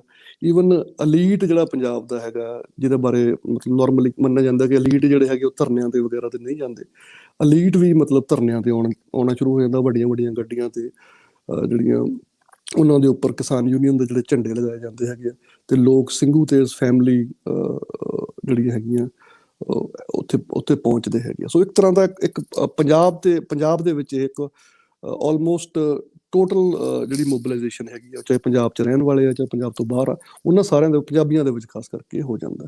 ਤੇ ਇਹ ਪਾਰਟੀਸਪੇਸ਼ਨ ਦੇ ਲੈਵਲ ਤੇ ਵੀ ਟਿੱਕਰੀ ਆ, ਚਾਹੇ ਉਹ ਆਪਣਾ ਸਿੰਘੂ ਆ ਤੇ ਚਾਹੇ ਜਿਹੜਾ ਥਰਡ ਬਾਰਡਰ ਜਿਹੜਾ ਗਾਜੀਪੁਰ ਵਾਲਾ ਉਹਦੇ ਵਿੱਚ ਵੀ ਜਿਹੜੇ ਪੰਜਾਬੀ ਮੂਲ ਦੇ ਲੋਕ ਹੈਗੇ ਆ, ਚਾਹੇ ਆਪਣੇ ਉੱਤਰਾਂਚਲ ਤੋਂ ਹੈਗੇ ਆ ਜਾਂ ਯੂਪੀ ਤੋਂ ਆ, ਉਹ ਵੀ ਬਹੁਤ ਵੱਡੇ ਤਾਦਾਦ ਦੇ ਵਿੱਚ ਉੱਥੇ ਪਹੁੰਚਦੇ ਹੈਗੇ ਆ। ਇਸ ਦੇ ਨਾਲ ਜਿਹੜਾ ਸ਼ਾਹਜਹਾਂਪੁਰ ਹੈਗਾ ਉਸ ਤੇ ਵੀ ਜਿਹੜਾ ਹਰਿਆਣਾ ਜਿਹੜੇ ਰਾਜਸਥਾਨ ਦੇ ਵਿੱਚ ਜਿਹੜੇ ਕਿਸਾਨ ਹੈਗੇ ਆ ਪੰਜਾਬੀ ਕਿਸਾਨ ਉਹ ਲਾਰਜ ਲੈਵਲ ਤੇ ਪਹੁੰਚ ਜਾਂਦੇ ਆ। ਤੇ ਪੰਜਾਬ ਦੀ ਇੱਕ ਰੈਪੂਟੇਸ਼ਨ ਜਿਹੜੀ ਆ ਉਹ ਮਤਲਬ ਟੌਪ ਤੇ ਹੈਗੀ ਆ ਇਹ 2 ਮਹੀਨਿਆਂ ਦੇ ਵਿੱਚ। ਮਤਲਬ ਇਹ ਮੰਨਿਆ ਜਾਂਦਾ ਕਿ ਪੰਜਾਬ ਦੀ ਜਿਹੜੀ ਰੈਜ਼ਿਸਟੈਂਸ ਦੀ ਟ੍ਰੈਡੀਸ਼ਨ ਹੈਗੀ ਆ ਉਹ ਦੁਬਾਰਾ ਫੇਰ ਮਤਲਬ ਉਹ ਹੈਗੀ ਆ ਤੇ ਹੁਣ ਸਾਰੇ ਪੰਜਾਬ ਦੁਬਾਰਾ ਫੇਰ ਇੱਕ ਇੰਡੀਆ ਨੂੰ ਲੀਡ ਕਰ ਰਿਹਾ ਤੇ ਉਸਦੀ ਇੱਕ ਸਰਦਾਰੀ ਜਿਹੜੀ ਹੈਗੀ ਆ ਉਹ ਤਕਰੀਬਨ ਸਾਰੇ ਜਿਹੜੇ ਹੈਗੇ ਉਹ ਮੰਨ ਵੀ ਲੈਂਦੇ ਹੈਗੇ ਆ। ਉਹਦਾ ਸਭ ਤੋਂ ਵੱਡਾ ਐਗਜ਼ਾਮਪਲ ਇਹ ਆਪਾਂ ਦੇਖ ਸਕਦੇ ਹਾਂ ਕਿ ਜਦੋਂ ਸਰਕਾਰ ਨਾਲ ਮੀਟਿੰਗਸ ਤੇ 40 ਮੈਂਬਰ ਜਿਹੜੇ ਜਾਂਦੇ ਆ ਮਿਲਣ, ਉਹਨਾਂ 'ਚੋਂ 32 ਜਿਹੜੇ ਹੈਗੇ ਆ ਉਹ ਪੰਜਾਬ ਦੇ ਹੁੰਦੇ ਆ। ਸੋ ਪੰਜਾਬ ਪਾਰਟੀਸਪੇਸ਼ਨ ਦੇ ਲੈਵਲ ਵੀ, ਸਪੋਰਟ ਦੇ ਲੈਵਲ ਤੋਂ ਵੀ, ਸਪੋਰਟ ਵੀ ਜਿੰਨਾ ਉੱਥੇ ਚਾਹੇ ਲੰਗਰ ਲੱਗਦੇ ਹੈਗੇ ਆ, ਜਿੰਨੇ ਲੰਗਰ ਲੱਗੇ ਉੱਥੇ, ਚਾਹੇ ਉੱਥੇ ਮੈਡੀਸਨ ਦੀ ਸਪੋਰਟ ਹੈਗੀ ਆ, ਚਾਹੇ ਉੱਥੇ ਹੋਰ ਇਕਵਿਪਮੈਂਟ ਦੀ ਸਮਾਜ, ਉਹਦੇ ਵਿੱਚ ਵੀ ਪੰਜਾਬ ਦਾ ਜਿਹੜਾ ਹੈਗਾ ਉਹ ਬਹੁਤ ਵੱਡਾ ਰੋਲ ਹੈਗਾ। ਦੂਸਰਾ ਜਿਹੜਾ ਇਹਦਾ ਇੱਕ ਵੱਡਾ ਇਸ ਕਰੈਕਟਰਿਸਟਿਕ ਹੈਗੀ ਆ ਇਸ ਸਮੇਂ ਦੌਰਾਨ, ਉਹ ਜਿਹੜੀ ਪੰਜਾਬ ਤੇ ਹਰਿਆਣੇ ਦੀ ਜਿਹੜੀ ਯੂਨਿਟੀ, ਜਿਹੜੇ ਖਦਸ਼ੇ ਪਹਿਲਾਂ ਪ੍ਰਗਟਾਏ ਜਾ ਰਹੇ ਸੀ ਕਈਆਂ ਤੋਂ ਕਿ ਪੰਜਾਬ ਤੇ ਹਰਿਆਣਾ ਕਿਉਂਕਿ ਬਹੁਤ ਸਾਲ ਤੋਂ ਅਲੱਗ ਆ ਇੱਕ ਤਰ੍ਹਾਂ ਦੇ, ਉੱਥੇ ਬੀਜੇਪੀ ਦਾ ਬਹੁਤ ਜ਼ਿਆਦਾ ਪ੍ਰਭਾਵ ਆ, ਇੱਥੇ ਬੀਜੇਪੀ ਦਾ ਪ੍ਰਭਾਵ ਹੈ ਨਹੀਂ, SYL ਦਾ ਰੌਲਾ ਹੈਗਾ, ਜਾਟ ਅੰਦੋਲਨ ਹੋਇਆ ਸੀਗਾ, ਉਹ ਸਾਰੇ ਖਦਸ਼ੇ ਜਿਹੜੇ ਹੈਗੇ ਨਿਰਮੂਲ ਸਾਬਤ ਹੁੰਦੇ ਆ। ਜਿੰਨੀ ਸਪੋਰਟ ਪੰਜਾਬ ਨੂੰ ਹਰਿਆਣੇ ਤੋਂ ਮਿਲਦੀ ਹੈਗੀ ਆ ਇਸ ਸਾਰੇ ਘਟਨਾਕ੍ਰਮ ਤੋਂ ਬਹੁਤ ਜ਼ਿਆਦਾ ਹੈਗੀ ਆ, ਖਾਸ ਕਰਕੇ ਲੌਜਿਸਟਿਕ ਸਪੋਰਟ, ਖਾਣ ਪੀਣ ਦੀ ਸਪੋਰਟ, ਉਹ ਬਹੁਤ ਜ਼ਿਆਦਾ ਹੈਗੀ ਆ ਇਹ ਸਾਰੇ ਦੌਰਾਨ। ਤੇ ਪੰਜਾਬ ਤੇ ਹਰਿਆਣਾ ਮਤਲਬ ਇਹ ਵੀ ਕਿਹਾ ਜਾਂਦਾ ਕਿ ਅਸੀਂ ਵੱਡੇ ਭਰਾ ਤੇ ਛੋਟੇ ਭਰਾ ਹੈਗੇ। ਤੇ ਉਹ ਜਿਹੜੀ ਸਰਕਾਰ ਹੈਗੀ ਹੈ ਬੀਜੇਪੀ ਸਰਕਾਰ, ਕੋਸ਼ਿਸ਼ ਵੀ ਕਰਦੀ ਹੈ ਕਿ ਯੂਨਿਟੀ ਕਿਸੇ ਤਰੀਕੇ ਨਾਲ ਭੰਨੀ ਜਾਵੇ, SYL ਦਾ ਮੁੱਦਾ ਚੱਕ ਕੇ, ਬਟ ਉਹ ਸਾਰੇ ਤਰੀਕੇ ਜਿਹੜੇ ਹੈਗੇ ਆ ਉਹ ਜਿਹੜੇ ਹੈਗੇ ਉਹ ਫੇਲਿਅਰ ਜਿਹੜੇ ਹੈਗੇ ਉਹ ਸਾਬਤ ਹੁੰਦੇ ਆ। ਸੋ ਇਸ ਸਮੇਂ ਦੇ ਵਿੱਚ ਪੰਜਾਬ ਤੇ ਹਰਿਆਣੇ ਦੀ ਜਿਹੜੀ ਯੂਨਿਟੀ ਆ ਉਹ ਇੱਕ ਬਹੁਤ ਵੱਡਾ ਜਿਹੜਾ ਹੈਗਾ ਉਹ ਫੈਕਟਰ, ਮਤਲਬ ਕਰੈਕਟਰਿਸਟਿਕ ਹੈਗੀ ਹੈ। ਤੇ ਹਰਿਆਣੇ ਦੇ ਵਿੱਚ ਫਿਰ ਇਹ ਜਿਹੜੀ ਮੂਵਮੈਂਟ ਆ ਉਸ ਤੇਜ਼ੀ ਨਾਲ ਫੈਲਣ ਲੱਗ ਪੈਂਦੀ ਹੈਗੀ ਹੈ। ਐਂਡ ਹਰਿਆਣੇ ਦੇ ਜਿਹੜੇ ਈਵਨ CM ਤੇ ਜਿਹੜੇ ਡਿਪਟੀ CM ਉਹਨਾਂ ਤੇ ਬਹੁਤ ਜ਼ਿਆਦਾ ਪ੍ਰੈਸ਼ਰ ਹੁੰਦਾ, ਉਹਨਾਂ ਨੂੰ ਈਵਨ ਇਲੈਕਸ਼ਨ ਦੇ ਵਿੱਚ ਕੰਪੇਨ ਨਹੀਂ ਲੋਕ ਕਰਨ ਦਿੰਦੇ ਹੈਗੇ। ਹਰਿਆਣੇ ਦੇ ਵਿੱਚ ਵੀ ਟੋਲ ਪਲਾਜ਼ੇ ਪੰਜਾਬ ਵਾਂਗੂ ਖੁੱਲ੍ਹ ਜਾਂਦੇ ਹੈਗੇ, ਤੇ ਇਹ ਮਤਲਬ ਜਿਹੜੀ ਫੈਲ ਕੇ ਪੰਜਾਬ ਤੋਂ ਬਾਹਰ ਹਰਿਆਣੇ ਦੇ ਵਿੱਚ ਵੀ ਮੂਵਮੈਂਟ ਇਸ ਫੇਜ਼ ਦੇ ਵਿੱਚ ਇਹ ਪਹੁੰਚ ਜਾਂਦੀ ਹੈਗੀ ਆ। ਇਸ ਸਾਰੇ ਸਮੇਂ ਦੌਰਾਨ ਜਿਹੜੀ ਗੌਰਮੈਂਟ ਹੈਗੀ ਆ, ਗੌਰਮੈਂਟ ਇੱਕਦਮ ਜਦੋਂ ਦਿੱਲੀ ਪਹੁੰਚਦੇ ਆ ਤਾਂ ਗੌਰਮੈਂਟ ਦੇ ਵਿੱਚ ਇੱਕਦਮ ਘਬਰਾਹਟ ਜਿਹੜੀ ਹੈਗੀ ਆ ਉਹ ਦਿਖਾਈ ਦਿੰਦੀ ਆ ਗੌਰਮੈਂਟ ਦੇ ਵਿੱਚ ਵੀ। ਤੇ ਜਿਹੜਾ ਗੌਰਮੈਂਟ ਵੱਲੋਂ ਡੋਮੀਨੇਟਡ ਨੈਸ਼ਨਲ ਮੀਡੀਆ ਹੈਗਾ ਉਹ ਆਪਣੇ ਵੱਲੋਂ ਬਹੁਤ ਕੋਸ਼ਿਸ਼ ਕਰਦੇ ਆ ਵੀ ਕਿਸੇ ਨਾ ਕਿਸੇ ਤਰੀਕੇ ਨਾਲ ਇਹ ਜਿਹੜੀ ਮੂਵਮੈਂਟ ਹੈਗੀ ਆ ਇਹਨੂੰ ਡੀਲੈਜਿਟਮਾਈਜ਼ ਕੀਤਾ ਜਾਵੇ। ਸੋ ਕੋਈ ਕਦੇ ਉਹਨੂੰ ਅਰਬਨ ਨਕਸਲੀ, ਕਦੇ ਉਹਨਾਂ ਨੂੰ ਖਾਲਿਸਤਾਨੀ, ਕਦੇ ਉਹਨਾਂ ਨੂੰ ਓਪੋਜੀਸ਼ਨ ਪਾਰਟੀਆਂ ਵੱਲੋਂ ਇੰਸਪਾਇਰਡ, ਤੇ ਕਦੇ ਉਹਨਾਂ ਨੂੰ ਇਹ ਕਿਹਾ ਜਾਂਦਾ ਕਿ ਰਿਚ ਫਾਰਮਰਸ ਦੀ ਮੂਵਮੈਂਟ ਹੈਗੀ ਆ। ਹਰ ਤਰ੍ਹਾਂ ਦੇ ਜਿਹੜੇ ਦੂਸ਼ਣ ਲਗਾਏ ਜਾਂਦੇ ਆ, ਬਟ ਜਿਸ ਸਬਰ, ਜਿਸ ਸੰਤੋਖ ਤੇ ਜਿਸ ਮਤਲਬ ਐਗਜ਼ੈਂਪਲਰੀ ਨੋਨ ਵਾਇਲੈਂਟ ਢੰਗ ਦੇ ਨਾਲ ਜਿਹੜੇ ਲੋਕ ਹੈਗੇ ਆ ਉਹ ਬਿਹੇਵ ਕਰਦੇ ਆ, ਉਹ ਹਰ ਤਰ੍ਹਾਂ ਦੇ ਜਿਹੜੇ ਦੂਸ਼ਣ ਹੈਗੇ ਆ ਉਹ ਗਲਤ ਸਾਬਤ ਹੁੰਦੇ ਆ। ਉਸ ਦੇ ਵਿੱਚ ਜਿਹੜੀ ਬੈਟਲ ਆਫ ਨੈਰੇਟਿਵਸ ਹੈਗੀ ਆ, ਇਹਦੇ ਵਿੱਚ ਵੀ ਪੰਜਾਬ ਦੇ ਲੋਕ ਜਿਹੜੇ ਹੈਗੇ ਬਹੁਤ ਸੋਫਿਸਟੀਕੇਟਡ ਟੂਲਸ ਜਿਹੜੇ ਹੈਗੇ ਉਹ ਵਰਤਦੇ ਹੈਗੇ ਆ। ਮੈਨੂੰ ਲੱਗਦਾ ਪੰਜਾਬ ਦਾ ਜਿਹੜਾ ਬੈਸਟ ਹੈਗਾ, ਤੁਸੀਂ ਇਸ ਟਾਈਮ ਤੇ ਦੇਖ ਸਕਦੇ ਹੈਗੇ ਕਿ ਜੇ ਪੰਜਾਬ ਦਾ ਮੀਡੀਆ ਜਿਹੜਾ ਆਪਣਾ ਮੀਡੀਆ ਹੈਗਾ ਉਹ ਬਰਾਬਰ ਤੇ ਉਹਨਾਂ ਨੂੰ ਟੱਕਰ ਦੇ ਰਿਹਾ ਹੈਗਾ। ਜੇ ਟਵਿੱਟਰ ਤੇ ਬੈਟਲ ਹੁੰਦੀ ਆ ਤੇ ਪੰਜਾਬ ਦੇ ਲੋਕ ਜਿਹੜੇ ਹੈਗੇ ਆ ਅਟਰੈਕਟਡ ਟੂ ਟਵਿੱਟਰ ਵਰਗੇ ਆਪਣੇ ਹੀ ਮਤਲਬ ਜਿਹੜੇ ਹੈਗੇ ਆ ਗਰੁੱਪਸ ਬਣਾ ਲੈਂਦੇ ਆ, ਤੇ ਜਿਹੜੇ ਲਗਾਤਾਰ ਬੀਜੇਪੀ ਦੇ IT ਵਿੰਗ ਦੇ ਨਾਲ ਲੜਾਈ ਕਰਦੇ ਆ, ਤੇ ਉਹਨਾਂ ਨੂੰ ਤਕਰੀਬਨ ਟਵਿੱਟਰ ਦੇ ਵਿੱਚ ਰੋਜ਼ ਦੇ ਰੋਜ਼ ਉਹਨਾਂ ਨੂੰ ਹੈਸ਼ਟੈਗ ਦੀ ਜਿਹੜੀ ਲੜਾਈ ਆ ਉਹਦੇ ਵਿੱਚ ਉਹਨਾਂ ਨੂੰ ਮਤਲਬ ਉਹਨਾਂ ਨੂੰ ਭਿੜਦੇ ਆ ਤੇ ਆਪਣੀ ਜਿਹੜੀ ਗੱਲ ਰੱਖਣ ਦੇ ਵਿੱਚ ਕਾਮਯਾਬ ਹੁੰਦੇ ਆ। ਈਵਨ ਸੈਲੀਬ੍ਰਿਟੀਜ਼ ਵੀ ਜਿਹੜੇ ਹੈਗੇ ਆ, ਜਿਹੜੇ Punjabi celebrities versus Bollywood celebrities, ਉਹ ਵੀ ਜਿਹੜੇ ਹੈਗੇ ਉਹ ਬਿਲਕੁਲ ਇੱਕ ਦੂਜੇ ਨੂੰ ਨਿਊਟਰਲਾਈਜ਼ ਕਰ ਦਿੰਦੇ। ਇਸੇ ਤਰ੍ਹਾਂ ਇੱਕ ਟਰੋਲੀ ਟਾਈਮਸ ਵਰਗੇ ਜਿਹੜੇ ਅਖਬਾਰ ਹੈਗੇ ਆ, ਜਿਹੜੇ ਕਿ ਕਿਸਾਨਾਂ ਦੀ ਵੋਇਸ ਜਿਹੜੀ ਲੋਕਾਂ ਤੱਕ ਪਹੁੰਚਾਉਣ ਨੂੰ ਉਹ ਉਸ ਤਰ੍ਹਾਂ ਦੇ ਵੋਇਸ ਕੱਢੇ ਜਾਂਦੇ ਆ। ਈਵਨ ਸੰਯੁਕਤ ਕਿਸਾਨ ਮੋਰਚਾ ਜਿਹੜਾ ਹੈਗਾ ਉਹ ਆਪਣੀ ਜਿਹੜੀ ਹੈਗੀ ਇੱਕ ਵੈਬਸਾਈਟ ਤੇ ਆਪਣੇ ਵੈਬ ਚੈਨਲ ਜਿਹੜੇ ਹੈਗੇ ਉਹ ਬਣਾ ਕੇ ਆਪਣੀ ਗੱਲ ਲੋਕਾਂ ਤੱਕ ਪਹੁੰਚਾਉਂਦੇ ਆ। ਸੋ ਤਕਰੀਬਨ ਸਰਕਾਰ ਦਾ ਜਿਹੜਾ ਪ੍ਰੋਪੋਗੈਂਡਾ ਹੈਗਾ ਉਸ ਨੂੰ ਉਹ ਇੱਥੇ ਨਹੀਂ ਚੱਲਦਾ। ਸਰਕਾਰ ਜਿਹੜੇ ਹੈਗੇ ਇਸ ਮੂਵਮੈਂਟ ਨੂੰ ਡੀਲੈਜਿਟਮਾਈਜ਼ ਕਰਨ ਦੇ ਵਿੱਚ ਕਾਮਯਾਬ ਨਹੀਂ ਹੁੰਦੀ। ਸਰਕਾਰ ਹੋਰ ਵੀ ਬਹੁਤ ਹਥਕੰਡੇ ਜਿਹੜੇ ਹੈਗੇ ਉਹ ਵਰਤਣ ਦੀ ਕੋਸ਼ਿਸ਼ ਕਰਦੀ ਆ। ਉਹ ਆਪਣੇ ਜਿਹੜੇ ਸਭ ਤੋਂ ਬ੍ਰਹਮਅਸਤਰ ਹੈਗੇ ਆ ਪ੍ਰਾਈਮ ਮਿਨਿਸਟਰ ਮੋਦੀ, ਜਿਨ੍ਹਾਂ ਦੀ ਪੋਪੂਲੈਰਿਟੀ ਇੰਡੀਆ ਦੇ ਵਿੱਚ ਬਹੁਤ ਜ਼ਿਆਦਾ ਹੈਗੀ ਆ, ਉਹਨਾਂ ਨੂੰ ਬਾਹਰ ਕੱਢਦੇ ਆ।